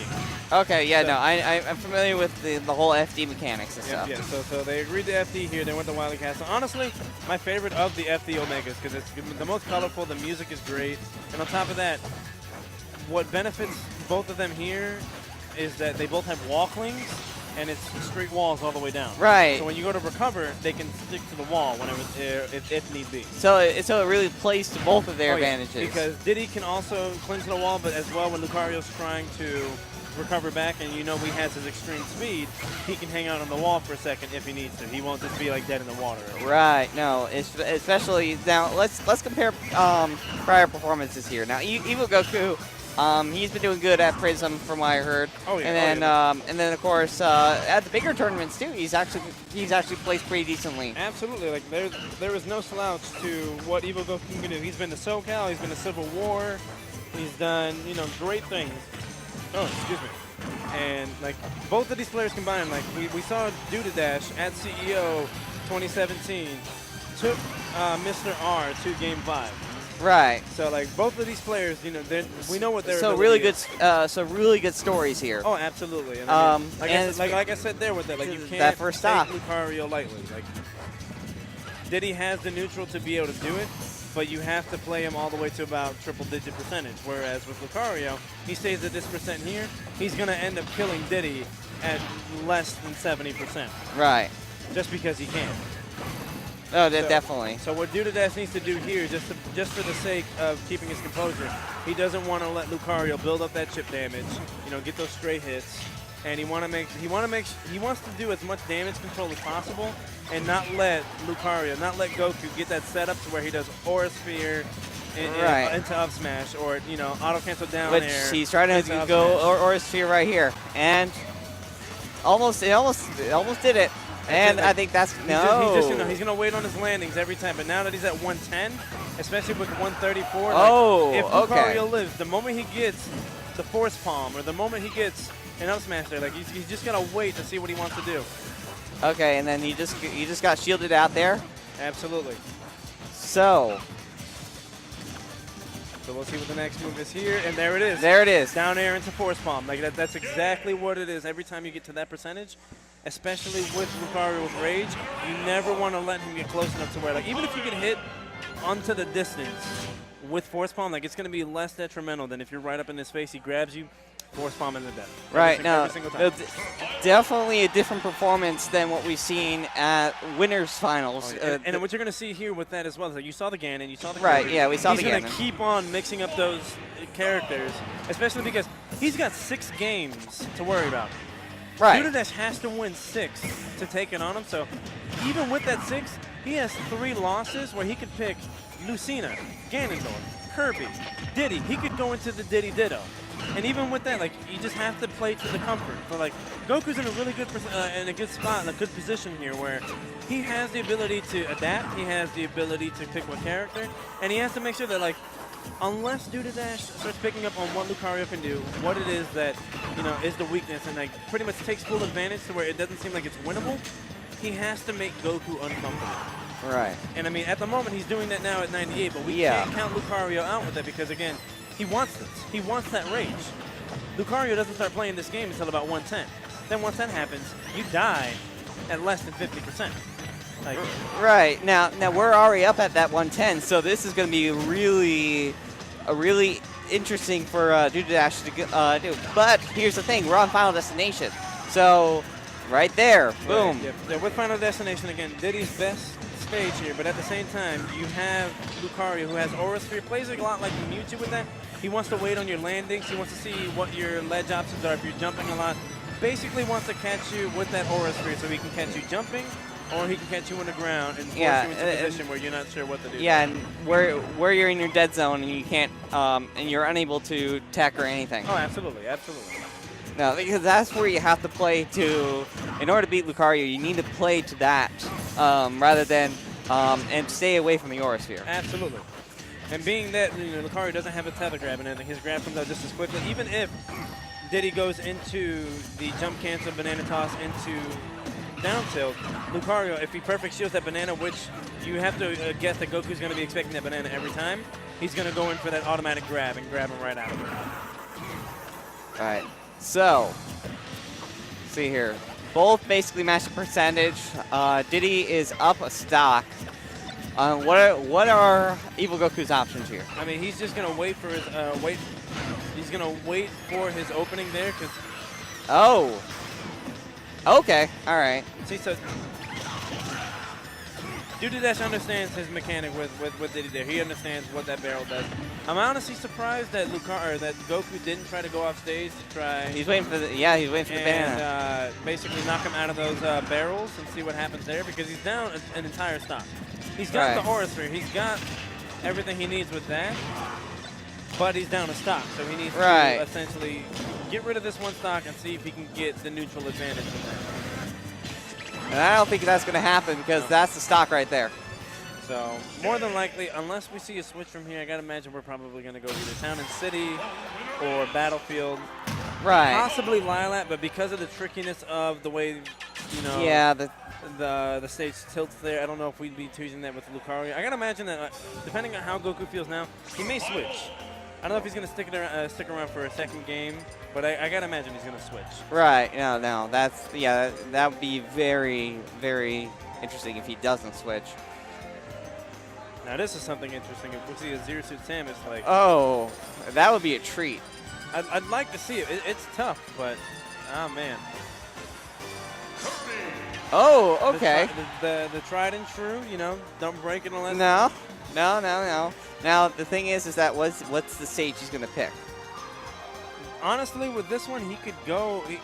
I'd go Dreamland. Right. That'd be me. Yeah, no, I would go Dreamland too. But if Town and City's in the air, Town and City gives you enough space to sit around. But we also know that Goku's favorite Omega stage is Wily Castle. He's comfortable there. Everything looks good there. He's gonna go back if he allows him to. Right, and well, he did allow it. So the thing again with Kirby here is that you have to SDI. You have to know what he wants to go into with his grabs, and you have to take advantage of his options. If you let him do what he wants, and if you let him, you know, space you out and you get into the habit of doing monkey flips and not landing with a proper aerial there, he's gonna put out damage out, but he's gonna go nuts with it every time. Yep, which is what we're seeing right now, a 78 to 19 differential. Yeah, pretty much with Kirby, like, even if you don't want to, you have to play it excruciating, like almost painfully patient. Right. Where you have to just force him to do something, force him to want to do something, and just sit there and wait. Yeah, definitely. So. But I like it here though. He got the percentage up about the 20% difference in there, so everything's good. So. Trying to play the banana. Oh, trying to get that suck. I almost want to say that was almost trying to go in for a suicide. I mean, not exactly, because if he does that, he's still got about 4 jumps to work with. Right. What he wants to see what Duty Dash's options are as far as basically smashing out of that, because if you do that, you have to do barrels out of it. And if you try to jump, more than likely Goku's going to footstool you. So you almost go in for automatic death every time you do that. So he wants to see if you're going to challenge it. If you challenge it, then he's going to take advantage of you challenge it. But he notices the rolls there. He notices that Duty Dash is, you know, panicking into those rolls, trying to get center stage. So he just waits because he knows that even if he throws out an option, he has the ability to go there. But instead, goes straight for the center stage there, gets the up smash, gets the stop. Right. Now we're just doing magnums here, and then. I mean, in a sense, it's probably to get the composure of Duty Dash just so we can get, like, what do I do out of this? Where do I go from here? But he's got the stock percentage, so he's got to think of something because the peanuts aren't going to cut it. No. Unless you confirm it with the banana. No, I would love to have those peanuts right now. I wish, right? No. Peanuts, coffee, soda, you know. Oh, man. I would just get a nice little thing of party peanuts right here. If I didn't have to talk for, you know, a solid 20 minutes, I'd be about peanuts all day long. Oh, I know, right? Bring me back to the ballpark if I could. Oh, yeah, no. You know, get those ballpark pranks. Absolutely. Man, I'm from Chicago. You already know. Oh, Wrigley no. Field. Oh, Wrigley yeah. Field. Yeah, no, you know how to party. Oh, yeah, absolutely. So we see it here. It's a little turn of events there. Goku's down in percent. He's at 80%. He pretty much has to wait to see what it is that Duty Dash is going to try to be approaching with, but has to play it safe because Kirby is light. Right. So he doesn't want to get caught into a confirm into forward smash with that. Because with the forward smash, especially at the ledge, he runs the risk of getting knocked into the side of the blast zone there. Right. You know, I wish we had a stat for how many times that banana was thrown. Jesus. How many times do you think it was thrown at this point? I couldn't even tell you, honestly. Yeah, we need some stat guys. Come on, we need to get someone with an iPad. If we got PG to do the stats on that, like it'd be like thousands, if not close to the hundreds of thousands. Oh man, no, I would love to get some PG stats. So I want to see it here. This, oh my goodness, the hardest of reads there. Like that forward smash, had he hold shield, he goes into the back no, throw. yeah. It's done. He had to just throw that out and just pray. That was a prayer there. It worked in his advantage, but like, what an option. Like that was just. That's something that you got to think off your feet. You got to be prepared for that, and you never really expect the forward smash. Right. It's not at the No, you don't. So, okay, where are we going now? Because they have up Final Destination. We go back to final day. So I imagine he lets it happen now. If Goku loses here, it runs into going into a Game 5 situation. And with that, I have to imagine that he's not going to allow him to go to FD anymore, just because, you know, he's comfortable there. He's got the Kirby now. He doesn't have Lucario. It's going to be a much different aspect there going into it. So he wants to see what he's going to play off there. He has the ability to play a little more patient, and he can kind of, you know, have his way with Diddy just to see what happens there.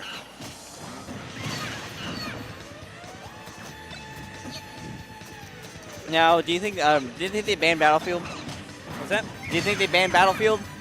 I imagine that the ban was either Lilat or Town and City, where probably Town and City just for the sake of, you know, smaller ceiling, you know, smaller blast zones, and even with that, he doesn't want to give Dudadash the advantage of having a bigger stage with smaller blast zones. Right. Whereas if he's going to give him, you know, the bigger stage, keep FD, and he lives for longer.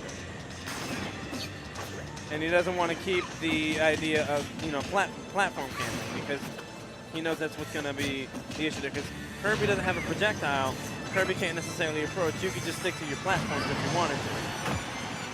And just like that, he has open range there. See, with the platforms there, he could have gone straight up. But because he had to go to the stage, he can wait for the landing, goes in for the up smash there. Just have to wait to see what it is he decides to pick to go with. So he has to really do a really tough job to try to beat Diddy at his own stage. Absolutely.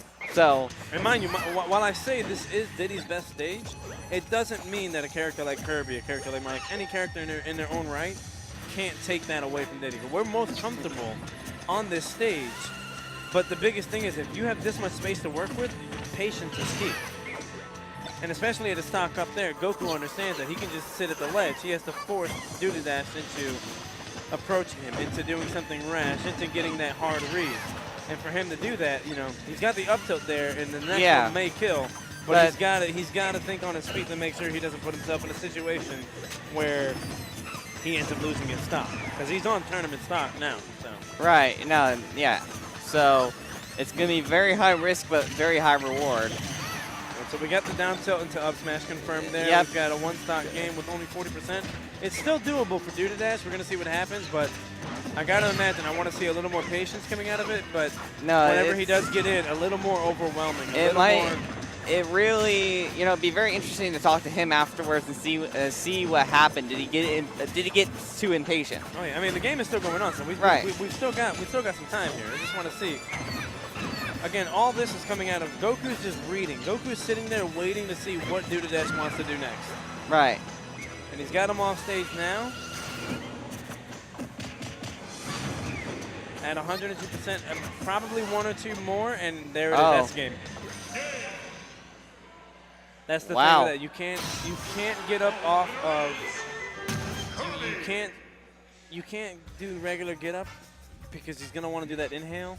And even when he does that, it's either the footstool, it's either going into that. And because Diddy's up B, because the barrels take so long to charge at that low, it becomes a tough situation where like you almost want to roll in, you want to fall down into doing an attack there. It's like Goku picks these characters that you wouldn't think would work, on paper. Right. But then he actually executes the way he does, and it's like his ability to read, his ability to see those options, like it's nuts. Right, because I've seen him pull Diddy, I see him pull Ganon, and I seen him pull Kirby. Lucario as well. Lucario, this guy has multiple facets and multiple options, when going up against against people. It's absolutely ridiculous how many options he has. And it's funny to think about it too. It's not even that he's picking a character that does better against your character. He picks a character that he knows the strengths of, but he wants to test to see if you know the strengths of it. And if you don't, So he takes full advantage. It's playing that mind game. Right. He takes full advantage of, can you beat my best option? If you can't, I'm going to full on take advantage of that. And I'm just going to keep on, bludgeoning, keep on taking advantage of that. He plays the game the way the game lets itself happen, and honestly, it's a marvel to watch with that, because he has this, plethora of characters, and he plays them all at the level that he does with, Right. We knew him originally from his Ganon. He goes in with his Diddy. He ends with the Kirby. Yeah, no, definitely. So I definitely want to see, where is he? He's probably settling up, getting his money. Probably, yeah. Yeah, so now I definitely want to see about talking with him and getting what he is, what happened with him. Oh yeah, absolutely. But yeah, no, I'm just shocked with his performance, and also the performance of the other players too. Absolutely, no, shout outs to Dash doing well there. He comes out once in a while. Yeah. Shout out, the biggest one here with probably the most up. Shout outs to Hoopla, taking it off. Oh of Zeus, my goodness, taking yes. it all the way as far as he did into winners, coming close. No, he was an upset. He was a bracket upset. And if anything, I think what he took Dash to game 3, game 5, whatever was the set there. He very well could have taken this all the way to winners finals himself. Hoopla. Right. Well, I mean, Hoopla right here. Yeah, so he took it to game 3 there. Yeah, no, he that took it guy to game there, 3. Doing it with Yoshi, shout out to him, man. Absolutely. I need to think if that was played on stream or not. If it was, I would love to. It was. I did see it here. Yep. So yeah, no, that's gonna be that. Just look at the VOD, guys. Look at the VOD. It was a great VOD. So yeah, no, it's very this tournament overall. This was a great tournament. I have to say, great staff. Good job for Hayden to putting this together. Absolutely. Shout out to Bonanza. Absolutely. FGCU eSports, eGames. If you're not streaming Diamond. if you don't see it there, Diamond, thank you again. Overstreet Brothers coming in clutch there. Production was great. Yeah. I love the fact that we actually have 2 setups here. You Oh always yeah, see it no. there. You're always crammed on that one screen there, but we have the 2 setups there. You Yeah. have the split mic and everything. Overall, just greatly produced tournament. Comfort with the commentary, everything. If we get more of these, I have nothing to complain about. I want this. I want to see about buying this equipment. I want to see about doing all this and running a phenomenal production. Absolutely. I actually, for the laptop I have here is actually the most powerful one you can buy from Apple. I have a very large, I can run OBS easily on this thing. And since it's all Thunderbolt, I can go get all the cameras. I can get all the video inputs I want. Awesome. So that means that I have really good versatility. And that's pretty much that's king in this type of situation. Oh yeah, no, especially when I can just take this laptop, put it in my backpack, put all the cameras in my backpack, probably put a spare monitor somewhere. I just have a backpack full of production stuff. Then a couple external monitors and boxes, and just throw it in my car, go out, and get my lights, and boom, done. And we're in business there. So anyway, again, guys, thank you guys for tuning in. What a tournament we had here. Evil Goku takes it out. I want to try to see if I can get that interview, if possible. Absolutely. Let's see if we can find Evil Goku now. Well, yeah, he's coming up. Guys, again, I'm Biggums. You can follow me here at Twitter at Shy Guy Biggums. I've got Bonanza here at Bonanza Taylor there. No, Broad Taylor. Oh, I'm sorry. I thought I read Bonanza. Yeah, no. no. We got Broad Taylor there for Twitter. Please follow him. He does great there. We'll get this interview, guys. Thanks for tuning in. Again, if you're in the Southwest Florida region here, if you're down here to visit, whether you're going to I think we're gonna do it. Come down to Prism Wednesday nights. Come down to Smash Our Enemies in Cape Coral at Cool Comics and Games on Tuesday. Please, we'll love to have you. And again, I'm Shy Guy Biggums. I'm tuning out. I'm going to leave it here to my man Bonanza. Yes. And why are they moving them? There we are. Yeah.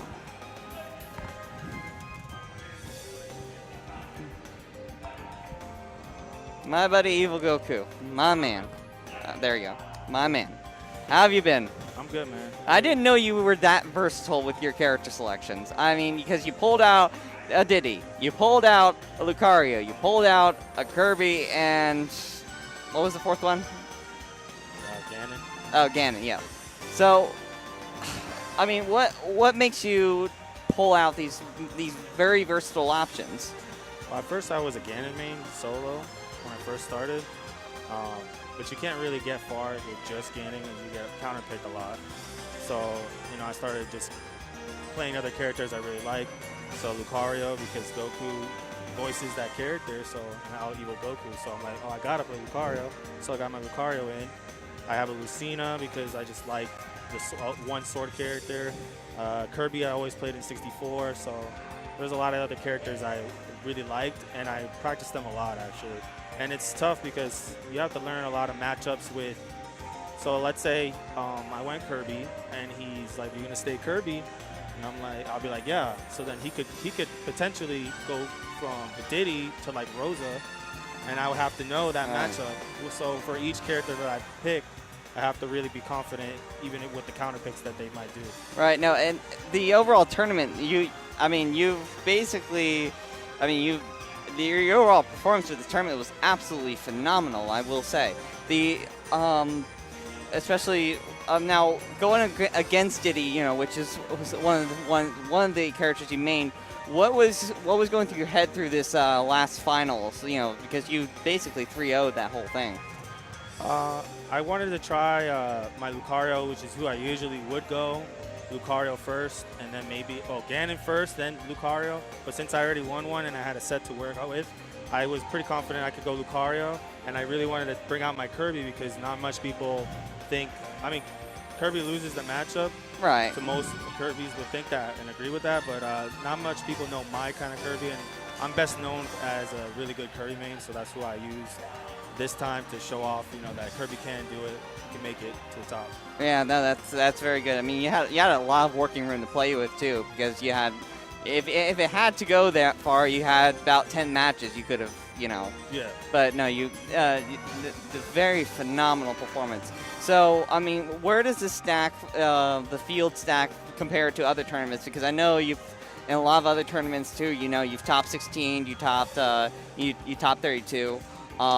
Where does this kind of stack as far as where the field is? I mean, this is just another tournament to me right now. I'm still trying to be consistent. So right now, in this area, Myron's the most consistent as first place. And I just won the last local. And that's just like, you know, people were like, you didn't look so happy about it. And it's like, I mean, it's not my goal just to win one local. It's to be consistently It's consistently win. Because I was talking a little bit earlier. The local was basically reversed because it was you won it. Then you had I believe it was a Kakashik, then you had Kidji, and then Myron. That's a reverse order of how it normally goes. Yeah. So no, it's you know, definitely with consistency, you know, you know, put it, yeah, a lot of practice and pull and making sure that you can pull those, you know, just pull it where it counts, man. Yeah, just for my kind of play style, it really comes down to being really confident in who I pick. So if somebody else were to do the same thing, they have to be able to be confident that if I go against a Mario with Kirby and I win, that they pull out the next Marth, and I need to be confident to beat that Marth. It's just you have to learn a lot of matchups. So it's a lot of practice, which I do online a lot. Yeah. With my crew. Yeah, definitely. Future aspirations going into the upcoming months. I know. I don't know if you're confirmed for EcoCon just yet, but I'll say you're probably. Yeah. So yeah, no. What are you expecting for these upcoming tournaments? I'm expecting to place really well. Trying to win, of course. It's the goal. I'm going to keep practicing with my crew. The reason I probably won this one with Diddy is because I have a crew member named Nelvin from Connecticut area, and I practice with him a lot. So I have to thank him for the practice. Because at first, Kirby versus Diddy was really hard for me. and I couldn't really do it. But after a while playing with him, then I really got good at it, and then now I felt confident enough to bring him. Yeah, no, definitely. So thank you so much for coming out. You know, it's been a pleasure also commentating with you too. Yeah. You know, and seeing you commentate. You know, you from what I heard and saw, you actually have a little bit of a knack at this. So you should do this a little bit more. We'll You know, try it out, man. I'll be happy to help train you and stuff. All right, yeah. So- I'll take you on that. No, right, it's man. all about storytelling. Thanks for hosting. Yeah, no, thank you for coming out. And thank you so much for the viewers at home for watching. You know, it is so good to see these people do what they do. So that does it for us here in Fort Myers, Florida. Thank you so much for watching this stream. Oh, wait. Oh, hi, Diamond. How you been? Yeah, it's been doing good. I So, listened to the commentary. I'll listen to everything. You guys did a great job today. yes, no, definitely. So, no, it's basically we're closing out the stream here now. Yeah, I know. So. I know it's a little exhausting. Oh, it is. Commentating and It's absolutely ridiculous. I mean, I basically carried the whole thing. Yeah, Jesus. Yeah, but no, it was great. I love the field, and you know, this is one of my first times actually commentating. So I have the professional background of eSports. Professional sports, and been doing that for about 5 years now. And then I also have the local news background. So, actually transitioning into eSports is a very interesting thing to do. Yeah, a lot of. I believe your resume is a lot cooler in the professional realm. Esports is so grassroots. I can quite literally show you my resume right now. I can actually pull it up. I actually designed it in InDesign. Smart move. Yes, no. Well, here's the thing. I'm sick of the people that do the the typical formatted resumes. This is my resume. I saw that. Yeah. I actually I had a friend of mine that, true story, I had a friend of mine that just built a LinkedIn, and he was basically trying to apply for a new job. I said, this is a good resume here. And I showed him your resume. Because the reason why is because you posted on LinkedIn. Yes. And I was like, this is a good resume. Yeah. So I hope you got a job, dude.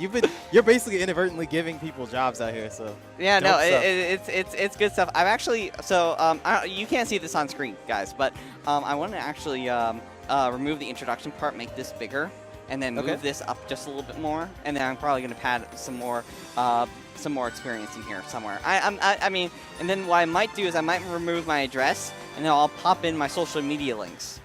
Yeah, I mean, popping in that LinkedIn, popping in your Facebook or Twitter. Yeah, no, I'm going to a job fair on Wednesday. Oh, nice. And it's a suit and tie event and everything else. So So it's I bought Ivory resume paper, and this is going on it, and it's gonna look so good. I'll send you a picture of it. I cannot wait, man. Give me 1 second here. I'm gonna make a quick adjustment. Hold on. Oh.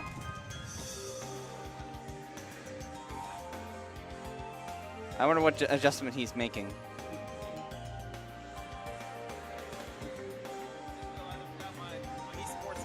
Oh, you forgot your sponsor. Can't forget those guys. Oh no, you cannot forget your sponsor. Yes. No, super cool people from Gainesville. So. Well, you know what? Throw in a CH in there for me. Okay. Yeah. Might as well sponsor myself. Oh man. There we go. No.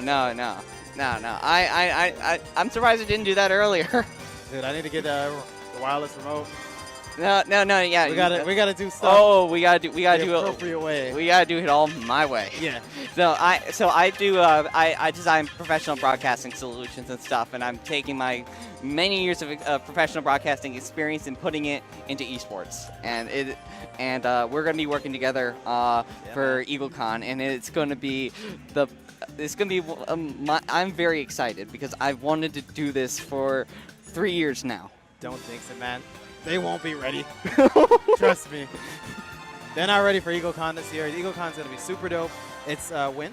April 14th. Let them know, man. April 14th. Give them the promo, man. April 14th, guys. It's a free entry tournament. Yep. And the pot has always been a big pot for a free entry tournament.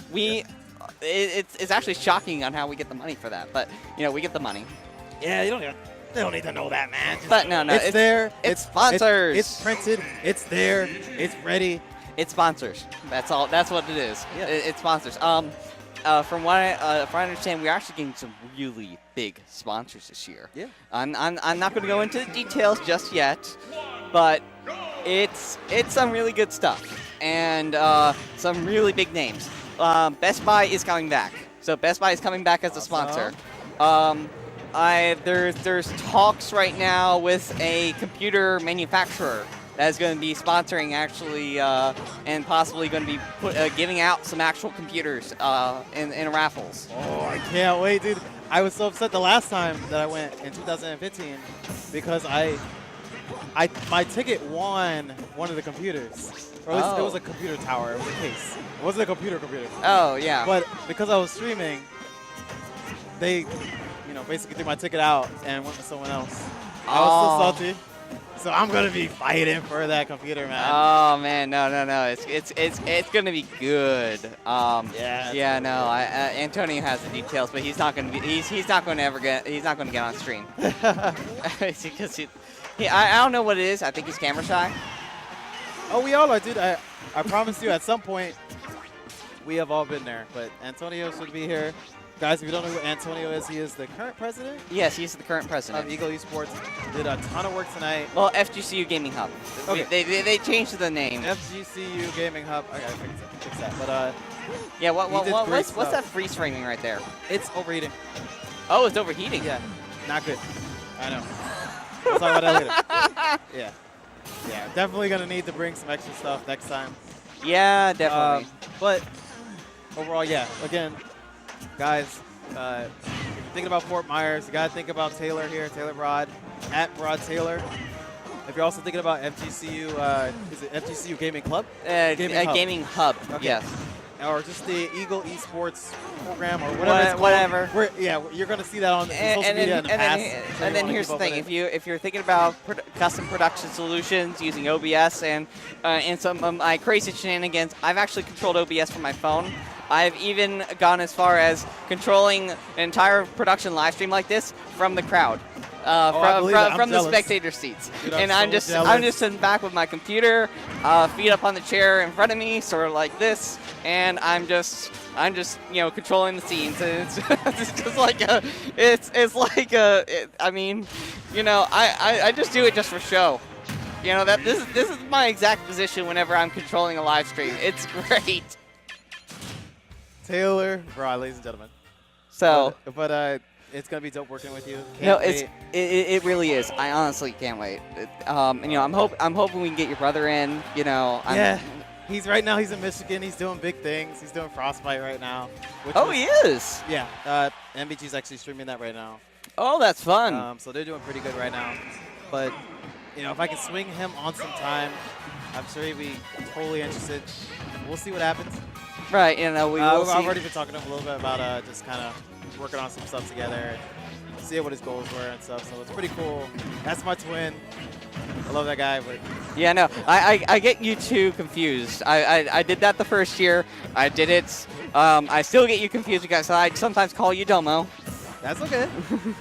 But it's not just you, man. I know it's not me. I promise it's not just you. I know it's not me. That's why I'm not way too worried about it. That's okay. Don't worry about that. But in terms of everything else, yeah, huge thank you to Antonio.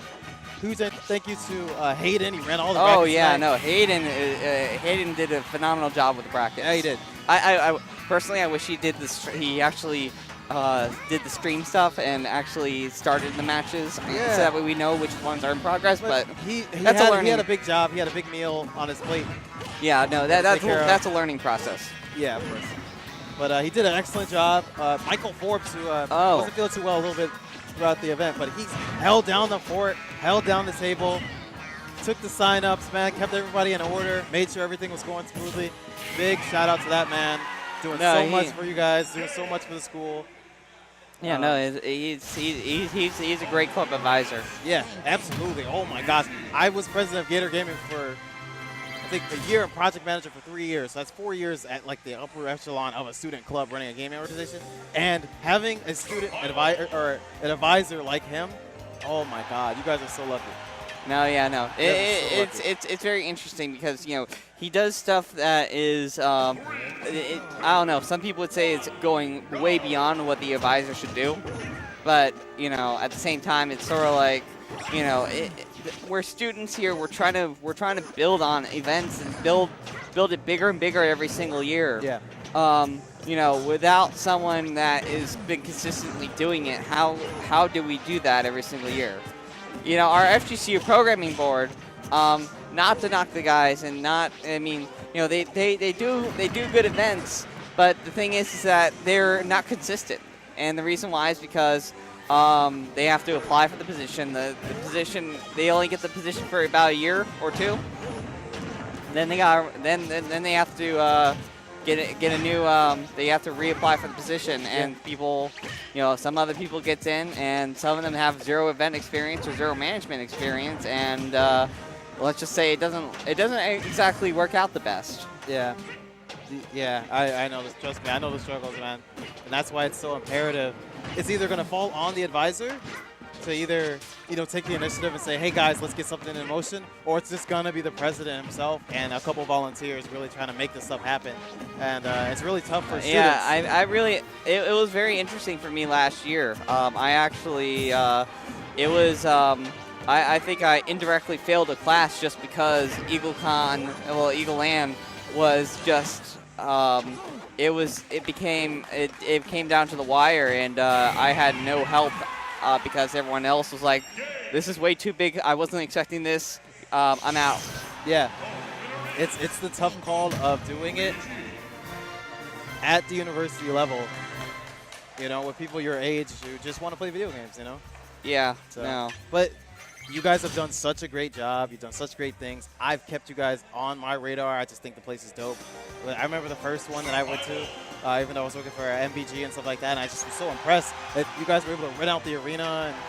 And, No. You see, an arena, doing an arena, that's unheard. That's unheard of. Absolutely.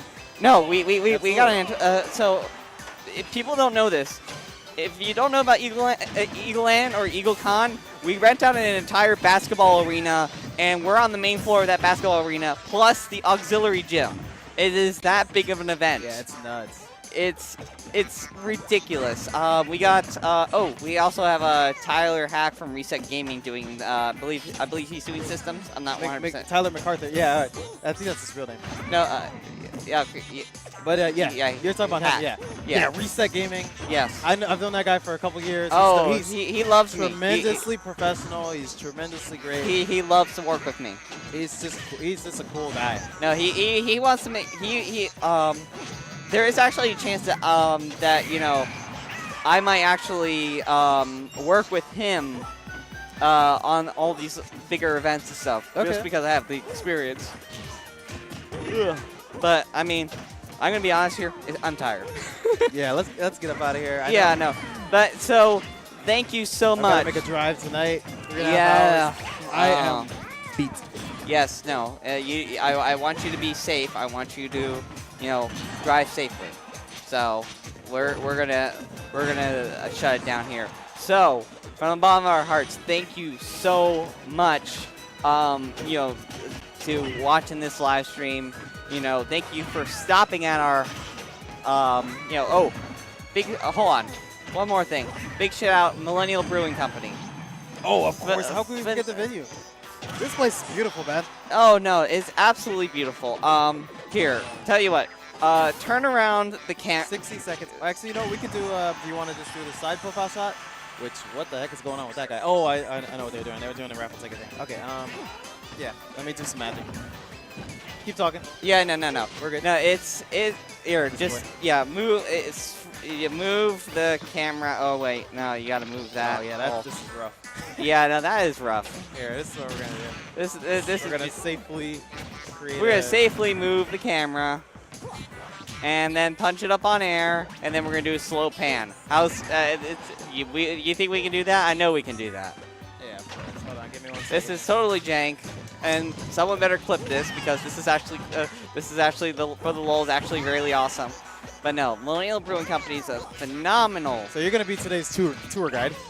Yes. So, Come on. all right, we're on now. So there we go. Yeah, sorry, it's not the greatest, but we're going to make it work. Got some people hanging out. We had a, there was a table for raffles and stuff. Gave away some Asus gear. Yes. Some paraphernalia, some water bottles, some crazy stuff. Yes. Yeah. No. I really wanted that laptop bag, but I didn't get it. No. So there's some people playing pool, and then you got the bar in the back. The bar is an awesome bar. That's the owner right behind there. Is it Keith or Kyle? It's Kyle. Kyle. Yeah. So Kyle is the man. Kyle is Zoom the in on All-Star man. Kyle. Super impromptu. He's over there talking to the customers. Such a friendly guy. Yes. Yes. Now, hold on. I'll probably yell at him to wave at the camera. Or can you throw up your mic and yell out his name? I kind of don't have the loudest voice. Okay. Yeah. So it would probably be better if you did it. Okay. Yeah. Sure. Hold on.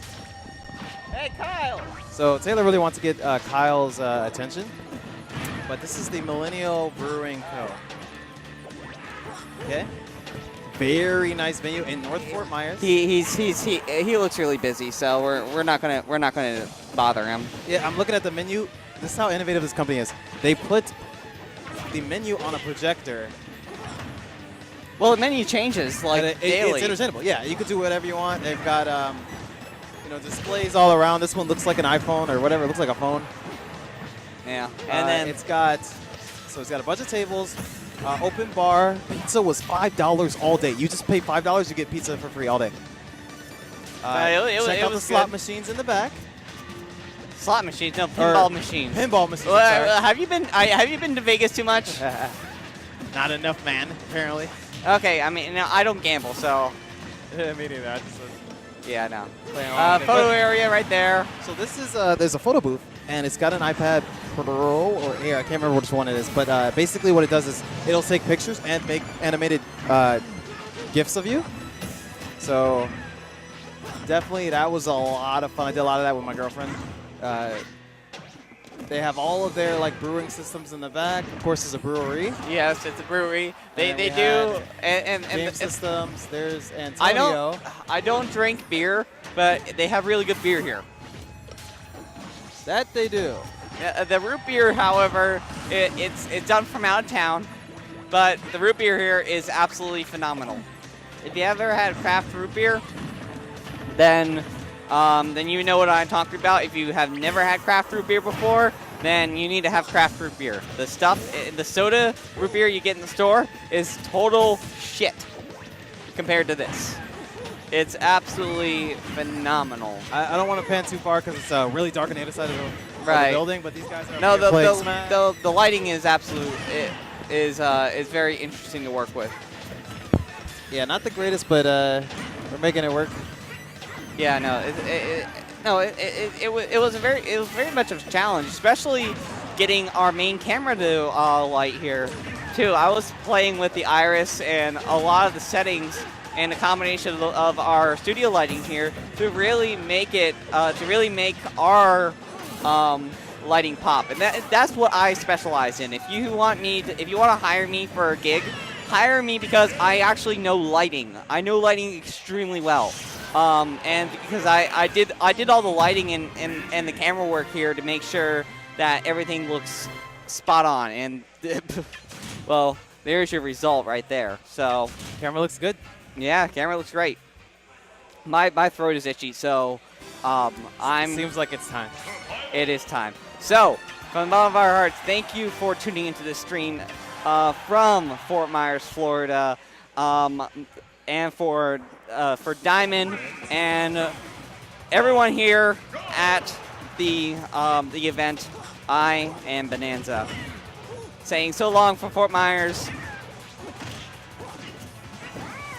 You are able to watch all these videos and more on the FGCU eSports live stream at YouTube channel, and be sure to stay tuned for any additional streams. This has been a presentation of GeForce Gaming and Cardinal Horizon. Have a nice day, everyone. Good night, guys.